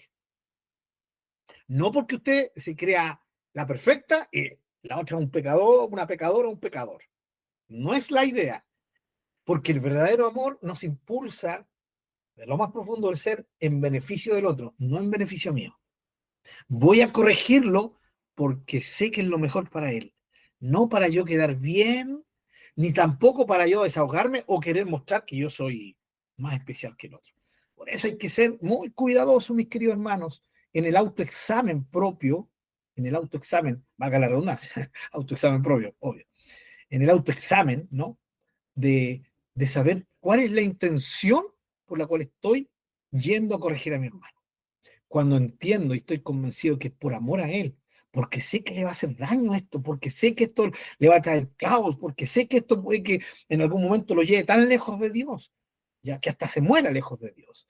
Entonces, no, yo tengo el amor, me impulsa. Por eso en la iglesia tiene que confrontarse el pecado. ¿Por qué? Porque el pecado es mal, ¿sí? No solo es injusto, es malo. O sea, produce cosas malas que no son beneficiosas. Y por eso debo entonces ir donde mi hermano, donde mi hermana, y corregirlo, amonestarlo, ¿sí? Ayudarle a que vuelva de la mala actitud que está teniendo, del mal hábito que se está formando en él, del pecado en el cual ha quedado atado, ¿ya? Entonces, nos damos cuenta de por qué cuando en la iglesia no se habla de pecado, hermanos, no se confronta el pecado. Lo que está faltando hoy es amor real, es amor de verdad. Qué triste, qué triste. ¿Por qué? ¿Y por qué no se hace? Por beneficio propio, ¿o no? Porque si se habla de eso, la gente se va a ir, se nos va a vaciar la iglesia. Ah, entonces tu motivación no es el amor, tu motivación es el egocentrismo. Y vuelvo a decir, hermanos, hablar la verdad, pero hablar la verdad en amor. Que la motivación sea por amor y que también al llegar y al hablarlo con la persona entienda. Ya, bueno, no todos van a entender, pero que nosotros demos todo lo que está en nuestro alcance, de que la persona logre captar de que lo estoy haciendo no es por condenarlo o meramente criticarlo, sino es para poder sacarlo de ese estado en que el mal le va a golpear más de lo que está golpeándolo ahora, ¿ya? Así que es un problema, hermanos, cuando no se habla del pecado en la iglesia. Eh, y es triste porque esto ocurre hoy en día. Ahora, cuando dejamos de hablar de Jesucristo, esto es falta de amor. ¿Falta de amor por quién? Por Jesucristo. Porque si yo amo a Jesucristo y Él es el primer amado en mi vida, yo voy a querer seguir mostrando a Jesucristo siempre. Hablar de mi querido y amado Señor Jesucristo. ¿Sí, hermanos? Se entiende, ¿no? Se comprende. Entonces, fíjense cómo la iglesia está cayendo en una falta terrible de amor. ¿Ya? No, es que necesitamos ayudar, de favorecer, no, pero ¿cómo voy a ir a criticar a mi hermano? Yo no soy juez? Claro, si vamos como jueces, vamos a pecar, pero si vamos en amor, vamos a estar haciendo la voluntad del Señor. Porque si no vamos y decimos amar, estamos mintiendo. Por eso el énfasis en 1 Juan, ¿no? Ama a tu hermano, ¿sí? Si dices amar a Dios, que no lo ves, ¿cierto? Con mayor razón, tienes que amar a tu hermano, que lo es. Y el amor significa no apachurrarlo solamente. Como dijimos al principio, el amor no es consentidor. El amor, hermanos queridos, es fortalecedor, ¿ya? Es transformador, Esto es muy importante, ¿ya? Que lo, que lo veamos, de esta manera, ¿ya? Eh, es re complicado, hermanos, cuando no entendemos esto. El amor de Dios, hermanos, recordemos por favor, no es en primera instancia para excusar. O sea, cuando yo digo Dios me ama, ¿por qué lo estoy diciendo? Porque quiero excusar algo malo que yo he hecho. Entonces yo apelo al amor de Dios porque como Dios me ama, me va a perdonar cualquier cosa. Ese es un pésimo enfoque del amor de la Biblia, que es bíblico, y del amor de Dios. Porque el amor, sí, por el amor el Señor nos excusa, nos perdona, ¿sí? Está bien cuando nos arrepentimos de corazón. Pero el amor, en primer lugar, amados hermanos, no es para excusar nuestro mal. El amor, por sobre todo, es motivador. Es motivador, es empujador, ¿ya? El amor es una energía capacitadora, ¿sí? Entonces, no es, en primer lugar, para decir, me ama tanto que me perdonará, sino es decir y es pensar, el que me ame tanto me motiva a serle fiel. ¿Se dan cuenta? Me motiva. El amor es motivador. ¿Sí? Es esa energía que nos impulsa, que nos capacita para ser fieles a Dios. Al ver qué tipo de amor me tiene, tan inefable y merecido, yo soy empujado. Y aquí viene una frase que ustedes conocen, ¿sí? Según la Reina Valera. El amor de Cristo nos constriñe, nos empuja. Va como una idea de decir, me pone entre la espada y la pared, ¿sí? Me imposibilita de hacer lo que yo quiero en libertinaje, sino que me lleva a vivir para Jesús. Ese es el amor real. Y esto se aplica no solo en el amor de Dios hacia nosotros, sino en cómo nosotros amamos a las personas. ¿Ya? Yo tengo que en amor, ¿sí? Ser un motivador, alguien que empuje a la gente que ame siempre hacia el bien. Por eso motivamos a la gente a buscar de Dios. ¿Ya? En primer lugar, porque amamos a Dios y queremos que Él sea glorificado, que su fama se extienda en toda la humanidad, en toda la tierra, pero también porque amamos a esta persona, a este individuo, ¿cierto? Y sabemos que no va a haber ningún lugar mejor para él que con Dios. Entonces, nos motiva el amor a Dios y nos motiva el amor al prójimo. ¿Por qué yo predico el Evangelio? ¿Solo porque es un mandamiento? Primero, es un mandamiento del Señor y yo tengo que en amor obedecerle. Le obedezco porque le amo. Jesús dijo, el que me ama guarda mis mandamientos. Luego Juan en su carta diría que este es el amor, el guardar los mandamientos de Dios. Sí. Pero también el predicar el Evangelio me motiva el amor al prójimo, el amor al perdido, a ese que yo sé que va en rumbo a la perdición eterna. Y porque le amo no quiero que eso ocurra, por eso yo predico el Evangelio. Son los motivadores, ¿sí? A predicar el Evangelio. ¿Qué es? El amor a Dios, el amor al prójimo. ¿Se dan cuenta? El amor sobre todo es un poder motivador, transformador, no consentidor, ni menos, es exclusivamente o en primer lugar para excusar nuestros malos actos. Vuelvo a decir, el amor de Dios lleva a Dios a perdonarnos, correcto, sí, pero recuerden siempre, mis queridos hermanos, lo que dijo Pablo en 2 Corintios 5:14. El amor de Cristo nos constriñe. O sea, ese amor es un poder que nos impulsa. ¿A qué? A ya no vivir más para nosotros, sino vivir para aquel que murió y se entregó a sí mismo por nosotros. Bien, ¿vamos bien hasta ahora, hermanos? Espero que sí. Recuerden, si hay preguntas, pueden compartirlas. Sigo entonces, hermanos, con este tema del amor. Y el amor que nos enseña la Biblia, el amor de Dios y el amor que Dios demanda de nosotros, es un amor que no se produce ya en el ser humano, porque sí. No. es el amor que Dios deposita en nosotros. Porque el ser humano, por su capacidad, ¿sí? eh, absolutamente truncada por el pecado, ¿sí? No le nace amar de verdad. Le nace amar egocéntricamente. Miren qué extraño, ¿no? Esto sí que es una paradoja tremenda. Amar egocéntricamente. ¿Por qué? ¿Por qué esta frase está incorrecta? Porque nadie puede amar egocéntricamente. Pero ese es el concepto que se tiene. ¿Ya? Cuando alguien dice, dame la prueba de amor, los que somos pasaditos de 45, ¿cierto? 50 años, esto era típico de los jóvenes, ¿no? ¿Y a qué se refería? No sabemos, pues, ¿no? La prueba de amor era la intimidad sexual. ¿Ya? ¿Cuántos? ¿Cuántos pecadores de los que estamos aquí caímos en eso? ¿Ya? Solo Dios lo sabe, hermano, solo Dios lo sabe. El tema es que se pide una prueba de amor. El que pide una prueba de amor es porque no ama, ¿sí? Él no está amando, ¿ya?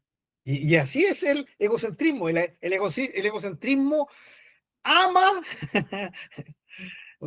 perdón, quiere, les gusta que lo amen, ¿sí? Pero no tiene ninguna gana de amar realmente. ¿Por qué? Porque como gira en torno a sí mismo, no busca el bien del otro, busca su propio bien. Y aquí entramos, hermanos queridos, a un temazo en la escritura, ¿ya? Eh, la libertad individual. Eh, lo hemos visto, ¿no? Eh, pero se han percatado, hermanos, de cómo nosotros, eh, tristemente, y digo nosotros, no me refiero a nosotros los que estamos aquí conectados, sino a nosotros los humanos, eh, a nosotros los humanos se nos da tan bien esto de luchar por los derechos propios. Esto brota en nosotros, ¿no? Hermano, voy a ponerme como ejemplo. Esto brota en mí, eh, no sé, brota en mí cuando estoy en una fila, ¿sí? Estoy esperando y alguien se mete, y es que no es justo, ya, y es verdad, no es justo, no es justo, ¿ya? Eh, hermano, acabo de decir que no es justo, ¿ya? Fui muy claro, no es justo. Solamente estoy dando el ejemplo, ¿no? Que brota ese tema del derecho. Cuando voy conduciendo y alguien se me mete, tampoco es justo. Si voy aquí yo, ¿no? Y este otro, he hecho tanto rato ¿cierto? La fila para poder entrar a la autopista y viene y esto se me mete por ahí. No es justo. Claro que no es justo. No es justo, ¿ya? Pero brota en nosotros sí, ese volcán de clamar por la justicia, ¿ya? Pero si nos damos cuenta, generalmente, porque como hijos de Dios vamos siendo tratados, pero sí, como humanos, el punto central en esto es que es nuestro beneficio el que se ve afectado, ¿no? Les doy un ejemplo. Sé que tal vez lo van a encontrar un poco exagerado, acuático, pero intente hacerlo alguna vez. Si yo estoy en una fila, llevo 20 minutos avanzando apenas en la fila, ¿no? Para hacer un trámite. Y resulta que llega una persona que cualquiera sea la situación, ¿ya? Entonces, yo no puedo darle el espacio, ¿no? Delante mío. ¿Por qué no le puedo dar yo el espacio delante mío? Porque va a estar afectando a los que están detrás mío. ¿Sí? ¿Se entiende, no? Eso es injusto. Yo no puedo decir, no, venga, métase aquí nomás. ¿Ya? Eh, entonces, yo estoy, claro, yo me estoy creyendo súper bueno, pero estoy afectando a los de atrás. ¿Qué es lo que yo tendría que hacer en esa situación? Si yo veo y quiero darle el espacio, yo debería decir, venga, tome mi lugar. ¿Y qué tengo que hacer yo? Y tomar el suyo al final de la fila. ¿Ya?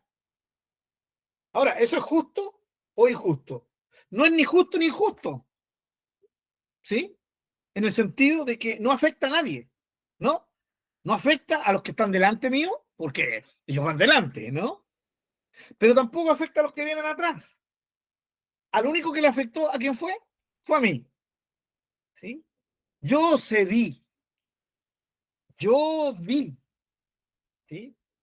Por lo tanto, el único afectado voy a ser yo, que va a significar que voy a tener que esperar tal vez unos 20 minutos más de lo que hubiera esperado si no hubiera dado mi puesto, ¿no?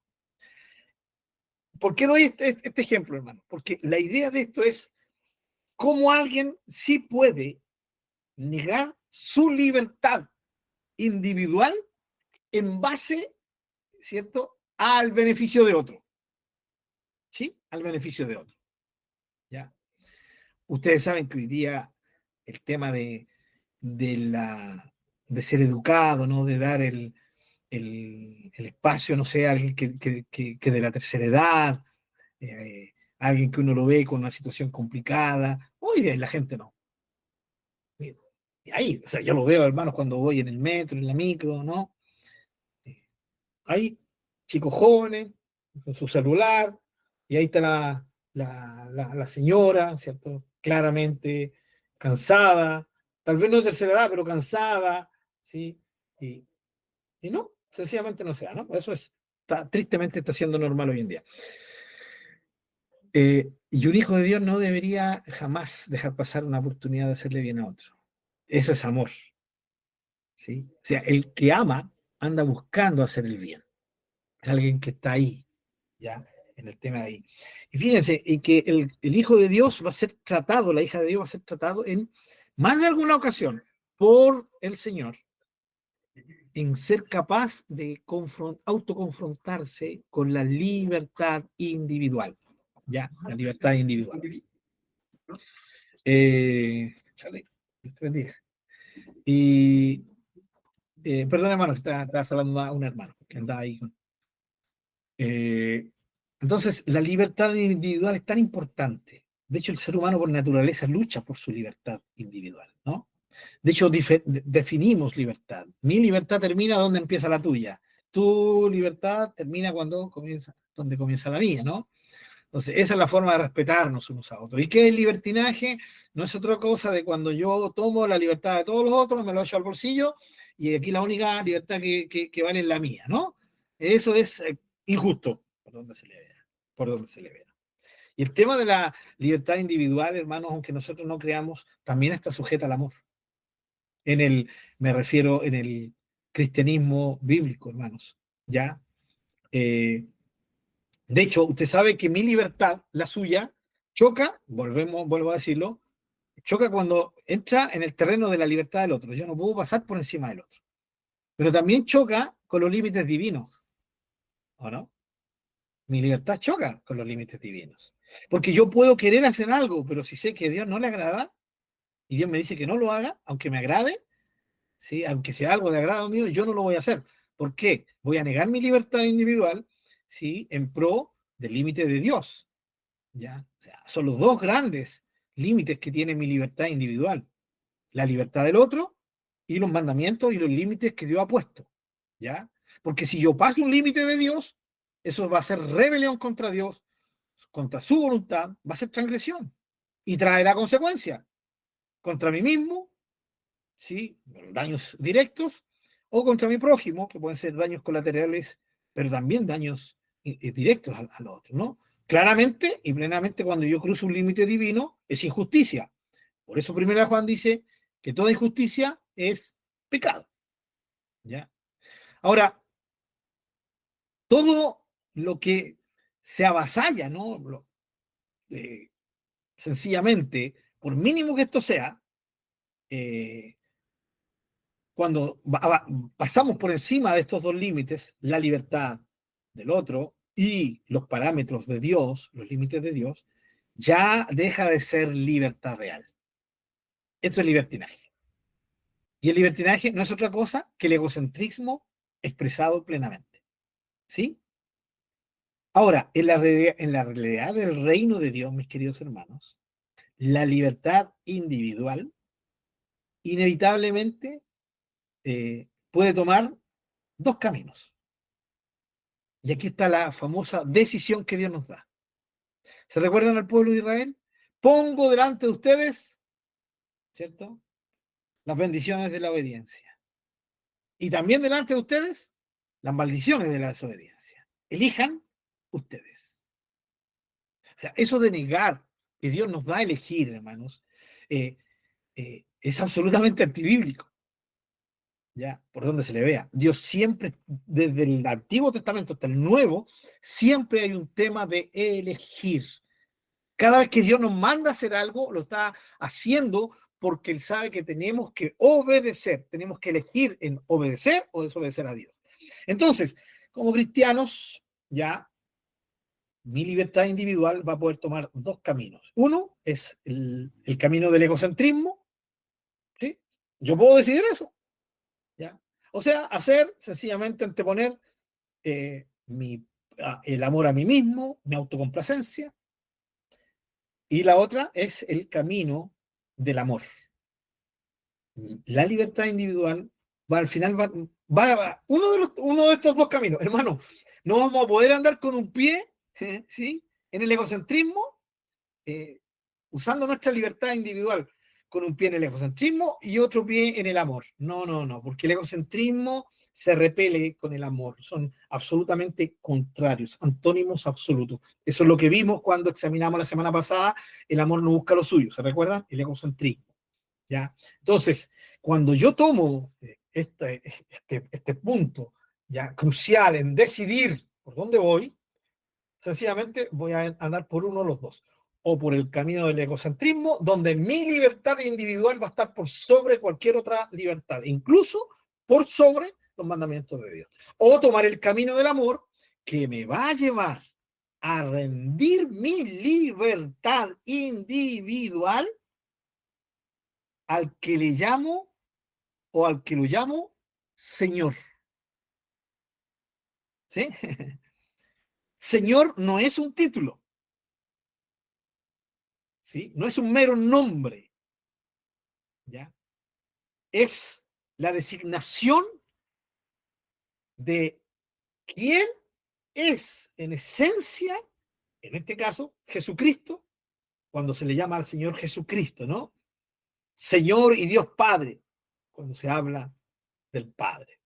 Y hablamos también, y aunque no salga una frase que diga el Señor Espíritu Santo, lo vemos en la iglesia, en Hechos, ¿no? El Espíritu Santo decía, hagan esto, y ellos se sujetaban al señorío del Espíritu Santo sobre la iglesia. Por lo tanto, nuestro Dios es Señor. Y la libertad individual, mis queridos hermanos, se sujeta al amor. El amor entonces nos enseña que eso de libertad individual, ¿sí?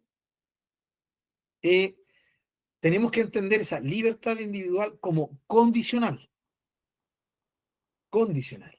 Mis amados hermanos, en Cristo la verdad es que no debería existir el luchar por una libertad individual. Todo lo contrario, es un estar rendidos o es un estarse rindiendo continuamente al señorío de Jesucristo. ¿Pero por qué razón? Por amor. Ahí está, el amor me lleva a rendirme ante el Señor Jesucristo, a rendir mi libre voluntad, mi libertad individual la rindo al Señor. ¿Para qué? Para que Él sea el Señor de mi vida y para que yo ya deje de hacer lo que quiero, lo que me proyecto, mis planes, mi voluntad, sino que ahora rindo mi libertad individual a los pies del Señor para ya ahora hacer la voluntad del Señor. Por eso, hermanos queridos, Jesús dijo, ya no los llamaré más siervos. ¿Se recuerdan? Juan capítulo 15. Ya no los llamaré más siervos. Fíjense, Jesús no les dijo, ya no serán más mis siervos, sino que les dijo, ya no los llamaré siervos. ¿Sí? ¿Notan la diferencia? Espero que la noten, ¿no? Hay una diferencia. Déjenme buscarlo para ser un poquito más literal.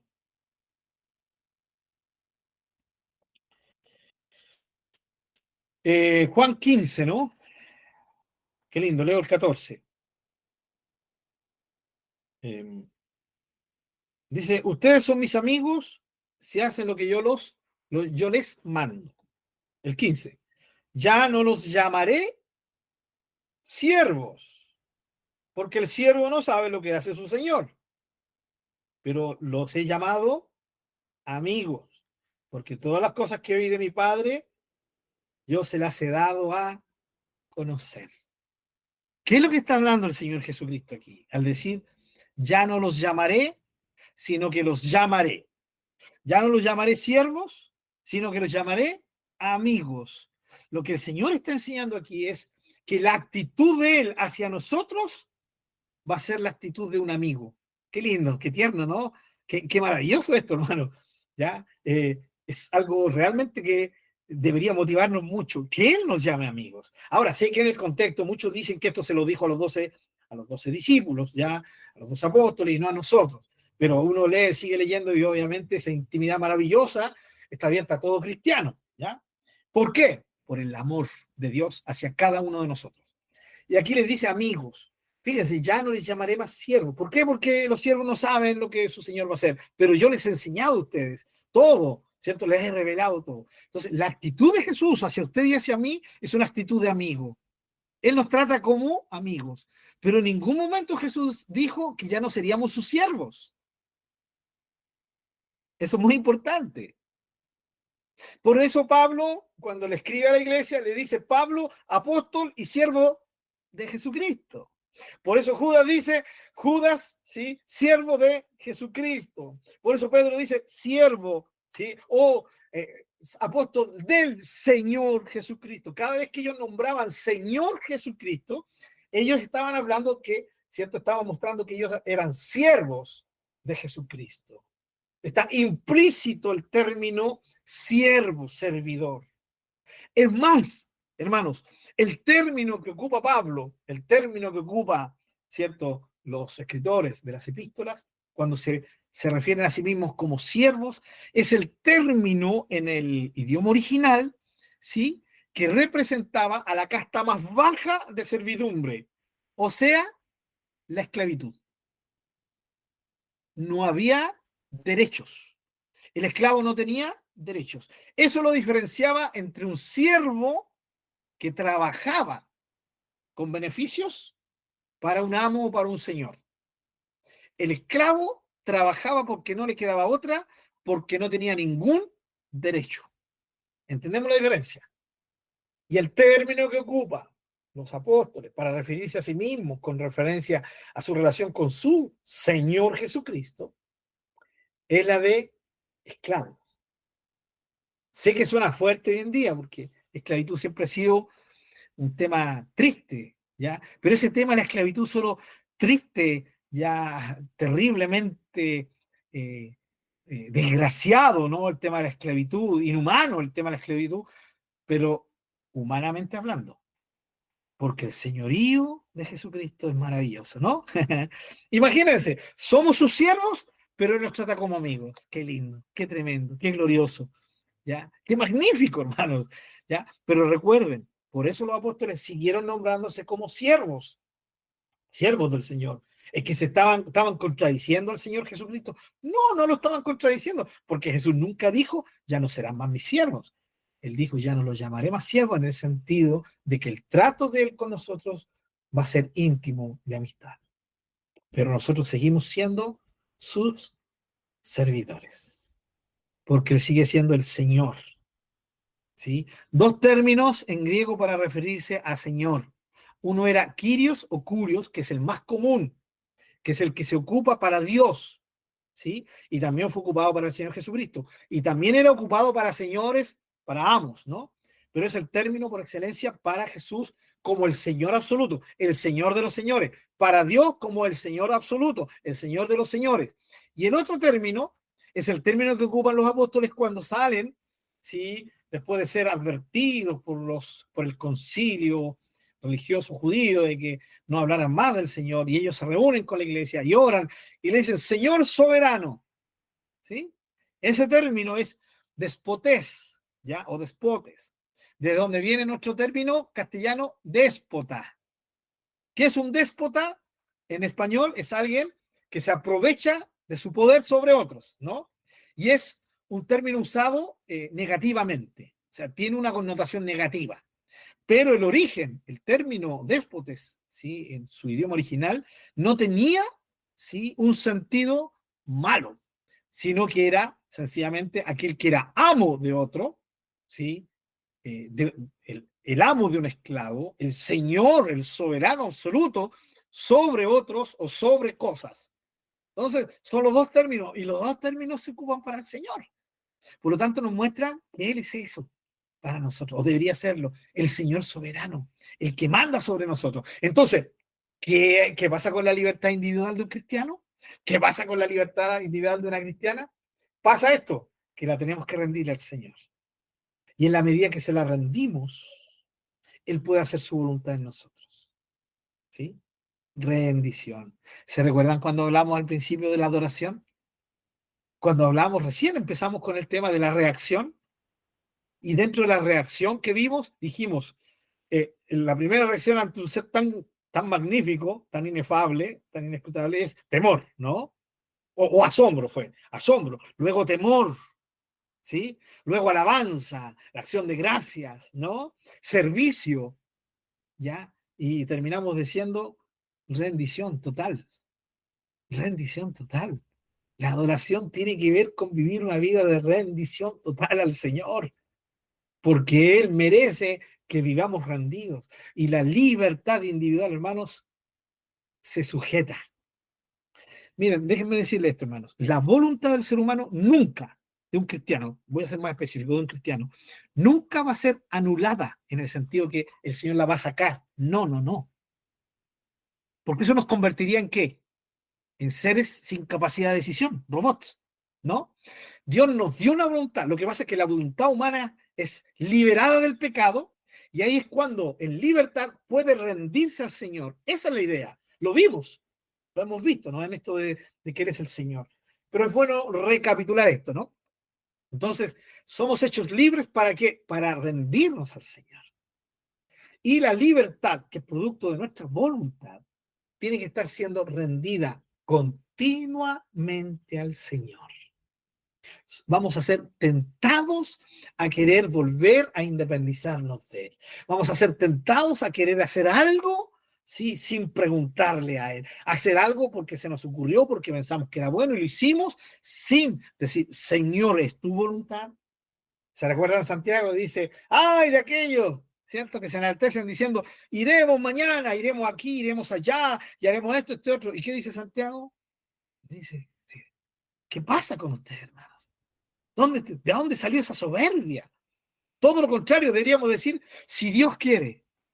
Esa no díganme que es una frase muy, muy popular en nuestro Chile, ¿no? Hasta la gente que no es cristiana dice, no, mañana quiero hacer, si Dios quiere, quiero ir a verte, ¿no? Si Dios quiere. Pero se usa como una frase común, ¿ya? Común. Pero nosotros los cristianos tenemos que experimentarlo. Ay, mis queridos hermanos. Ah, sí, pensé que me estaba pasando el tiempo. Vamos bien. Bien, mis amados hermanos, entonces la libertad individual del cristiano se sujeta en amor, ¿cierto? De una forma muy práctica en rendición al Señor, ¿sí? E incluso rendimos nuestra libertad individual en beneficio del otro. Hermano, miren, esto ocurre de una forma tan práctica. Imagínense, nosotros podríamos estar todos los días descansando cuando tenemos un día libre, ¿no? Los hermanos llegan cansados del trabajo y quieren llegar a descansar, ¿no? Pero ¿qué hacen? Se congregan, ¿sí? Los hermanos de Valle dicen, ya, el sábado vamos a ir a predicar allá. ¿Qué significa? Agarran los autos, ¿sí? Gastan de su dinero, le ponen benzina al vehículo, de su tiempo, y se suben a los vehículos y van a predicar. ¿Es así, cierto, mi hermano Norman, mi hermana Miriam, mi hermana Tere, mi hermano Leo, mi hermana María, mi hermana Vicky? ¿Sí? Es así, ¿no? Eso es lo que ocurre. Y eso es lo que hacemos todos cuando significa que nos negamos a nosotros mismos, negamos eso que quisiéramos hacer, tal vez descansar, y lo hacemos por amor. ¿Por amor a quién? Por amor a Dios y por amor al perdido. ¿Sí o no? Estamos negando nuestra libertad individual. Nuestra voluntad, nuestra libertad individual sigue es una realidad en nosotros, pero ahora la mantenemos rendida al Señor. Eso es lo que honra a Dios. Jamás algo por obligación, ¿sí? O por mera conveniencia personal. No me voy a rendir al Señor para que Dios me bendiga, ¿sí? Para que Dios me provea para poder tener platita para comerme un rico asado este 18. No es la idea, bajo ninguna perspectiva, ¿no? Me voy a rendir al Señor para que así Dios me mantenga la salud, para que no me echen del trabajo. No, no es la idea. Es por amor. Y el amor nos permite, ¿ya? Sacrificar en el altar del Señor nuestra libertad individual, ¿ya? El amor nos permite hacer eso, ¿ya? Interesante, hermanos, que el amor es tan preeminente que Pablo, ¿sí? Termina ahí en su exposición del amor, ¿no? Diciendo, leo primero 1 Corintios 12, versículo 31, recordando cuando empezamos este estudio sobre el amor. Procuren pues los dones mejores, pero yo les muestro un camino aún más excelente. El amor es excelente por sobre todos los dones. Y luego, ya, termina diciendo en el capítulo 13, versículo 13, dice: ahora permanecen la fe, la esperanza y el amor. Este triunvirato maravilloso que se repite en primera de Tesalonicenses, y no me recuerdo en cuál otro, en otra parte. Es decir, este triunvirato, la fe, la esperanza y el amor. Estos tres, ¿cierto? Pero el mayor de ellos es el amor. Y en el 14:1, Pablo dice: sigan el amor. Les ha presentado el camino más excelente. Y ahora les dice: sigan ese camino más excelente. ¿Qué camino más excelente es? Es el amor. ¿Ya? Por eso, hermanos, el título. En las Reinas Valeras, ¿qué título tiene ahí en 1 Corintios 13? En la mía dice la preeminencia, ¿no? ¿Qué es preeminencia? Lo que está por sobre todo, ¿sí? El que tiene la eminencia suprema, el que merece ¿cierto? Que sea la eminencia por sobre todo, eso es ser preeminente. Y el amor es preeminente. Pero noten bien, hermanos queridos, cuando comprendemos esto, ya entendemos que sí podemos hablar del amor. ¿Sí? Sí podemos predicar del amor. Sí podemos decir que el amor es preeminente, porque estamos hablando del verdadero amor, no del amor consentidor, no del amor que solo se ocupa para excusarse. No, estamos hablando del amor, ¿sí? Que nos lleva, hermanos, a rendir nuestras vidas, libertad individual ante el Señor. Ese amor que no está de acuerdo con lo injusto, con lo indebido, con lo malo, ya, que no hace nada indebido. Ese amor. Así que podemos decir, hermano, el amor, démosle el amor, hermano, ¿sí? Hablemos del amor, prediquemos del amor, siempre y cuando estemos enfocados en este punto de lo que es el verdadero amor. Y no, vuelvo a decir, de ese amor que la gente entiende, ¿ya? Entonces, cuando yo digo, mi querido hermano, mi querida hermana, el Señor te ama, ¿sí? Podemos decir, amén. Pero decimos sabiendo a qué se refiere. Y sé muy bien que cuando alguien me dice, Dios te ama, me ama justamente, Él me ama como Él ama, o sea, a su manera. Y eso significa que cuando me dicen, Dios te ama, no me están diciendo que puedo hacer lo que yo quiera, que puedo vivir como yo quiera, porque Dios me ama, Dios me consiente, ¿sí? Dios me apoya, Dios apoya todos mis proyectos, ¿sí? Dios apoya todas mis ideas, todos mis actos, ya, porque es un Dios consentido. No, no, no, no. Cuando a mí me dicen Dios te ama, yo entiendo que dentro de eso va que el Señor siempre va a querer lo mejor para mí. Y si yo me desvío de Él, Él me va a dar un buen chachá en la cola, si lo merezco y lo necesito, porque Él me ama y sabe que esa corrección la necesito y es por mi bien. No por el bien que yo creo, sino por el bien real, que solo Dios puede saber cuál es el real, ¿ya? El verdadero bien para cada uno de nosotros.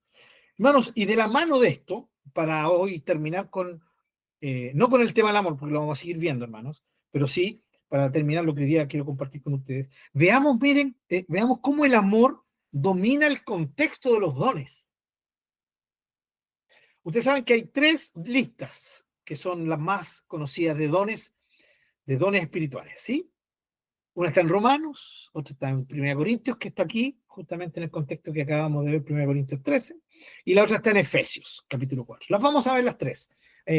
¿Nos alcanza el tiempo? Sí, porque solamente ver las listas, ya. Rápidamente, por favor, acompáñenme en Romanos 12, y con esto ya terminamos. Romanos 12, versículo 4. Dice, porque de la manera que en un cuerpo tenemos muchos miembros, pero no todos los miembros tienen la misma función, así nosotros, siendo muchos, somos un cuerpo en Cristo, todos miembros los unos de los otros. De manera que teniendo diferentes dones, según la gracia que nos es dada, el de profecía, luego dice el de la fe, el 7 dice el de servicio, el de enseñanza, el 8 dice el de exhortación, también en el 8 dice el que reparte, o el que, ¿cierto? El que da, el que preside, el que hace misericordia. ¿Se dan cuenta cómo habla es una lista de dones? ¿Y qué dice el versículo 10, el versículo 9? Después de hablar de los dones. El amor, sea así, fingimiento. ¿Sí? El 10, ámense los unos a los otros. Siempre en el contexto de los dones está el amor. Vamos a Efesios. Efesios 4. ¿Por qué no voy a tocar 1 Corintios 12? Porque lo acabamos de ver.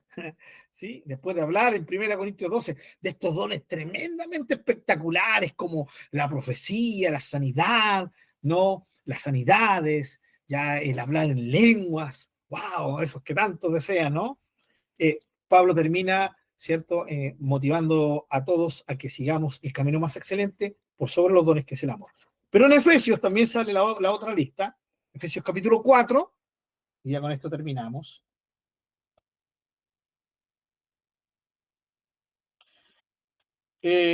Aquí es solo un versículo que da una lista de dones, ¿ya? En el versículo 8 dice, por lo cual dice, subiendo lo alto, llevó cautiva la cautividad y dio dones a los hombres. Es el contexto, ¿ya? Y aquí justamente el versículo 11 dice, y él mismo constituyó a unos apóstoles, profetas, evangelistas, pastores y maestras. Hay una lista de 5 dones que muchos los conocen como los dones ministeriales, ¿ya? De liderazgo, pero no siempre son de liderazgo.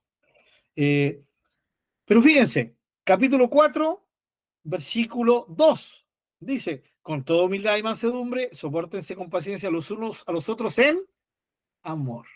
Antes de hablar de los dones, está hablando del amor. Y ahora, ¿qué dice después de hablar de los dones? ¿Ya? Después de hablar de los dones. Ahí en el versículo 15 dice, sino que siguiendo la verdad en amor, crezcamos en todo en aquel que es la cabeza, esto es Cristo Jesús. Y el versículo 16 dice, de que en todo el cuerpo, bien concertado y unido entre sí por todas las coyunturas que se ayudan mutuamente, según la actividad propia de cada miembro, recibe su crecimiento para ir edificándose en amor. ¿Se dan cuenta?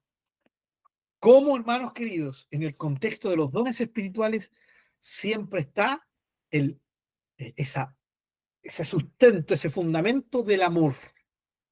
Del amor. Porque Pablo dice, ¿de qué me sirve tener fe, el don de fe, el don de hacer milagros? Si no tengo amor, no me sirve de nada. Nada soy. El amor, hermanos queridos, es este poder que Dios ha manifestado en nosotros y tiene siempre que ver con esa capacidad, con darnos la capacidad de hacer el bien. Jamás el amor consiente el pecado, la injusticia, lo malo, lo injusto, hermano. Jamás. Ya, el engaño, nada de eso. Este es el verdadero amor, es el amor del cual tenemos que hablar. Y cuando hablemos del amor, tenemos que estar siempre pensando en este tipo de amor, no en el amor secular o en el concepto que incluso el diccionario de la Real Academia Española nos puede dar, sino el concepto y la definición del amor bíblico, que es el amor de Dios. Amén. Bien, mis amados hermanos, ¿alguna pregunta? Hermano, por favor, les animo a que no se cansen. Sé que estamos hablando de cosas tal vez que sabemos, pero les animo a que no se cansen, porque lo que estamos al hacer este ejercicio es volver a refrescar estos temas que son tan importantes. Imagínense, hoy día hablamos del tema de no hablar el pecado en la iglesia, pero sería fácil llegar y hablar, ¿no? ¿Por qué? Pero yo sé que hay muchos cristianos que hoy día dicen, no, que hoy día no se está hablando del pecado en la iglesia, por eso la iglesia está... ¿Cuál es el contexto? ¿Cuál es el contexto de decir eso? ¿El contexto es el amor o el contexto estamos enrabiados con los hermanos que dan mal testimonio? ¿Sí? Si el contexto está que estamos enrabiados, ya no estamos actuando en amor. Tenemos que verlo bajo el contexto correcto, y el contexto correcto es el amor. Y eso nos impulsa con mayor razón a confrontar el pecado en nuestras vidas y en las vidas de otros. ¿Sí? En las vidas de otros. ¿Por qué? Porque amamos a esos otros. Amén. ¿Podemos al Señor?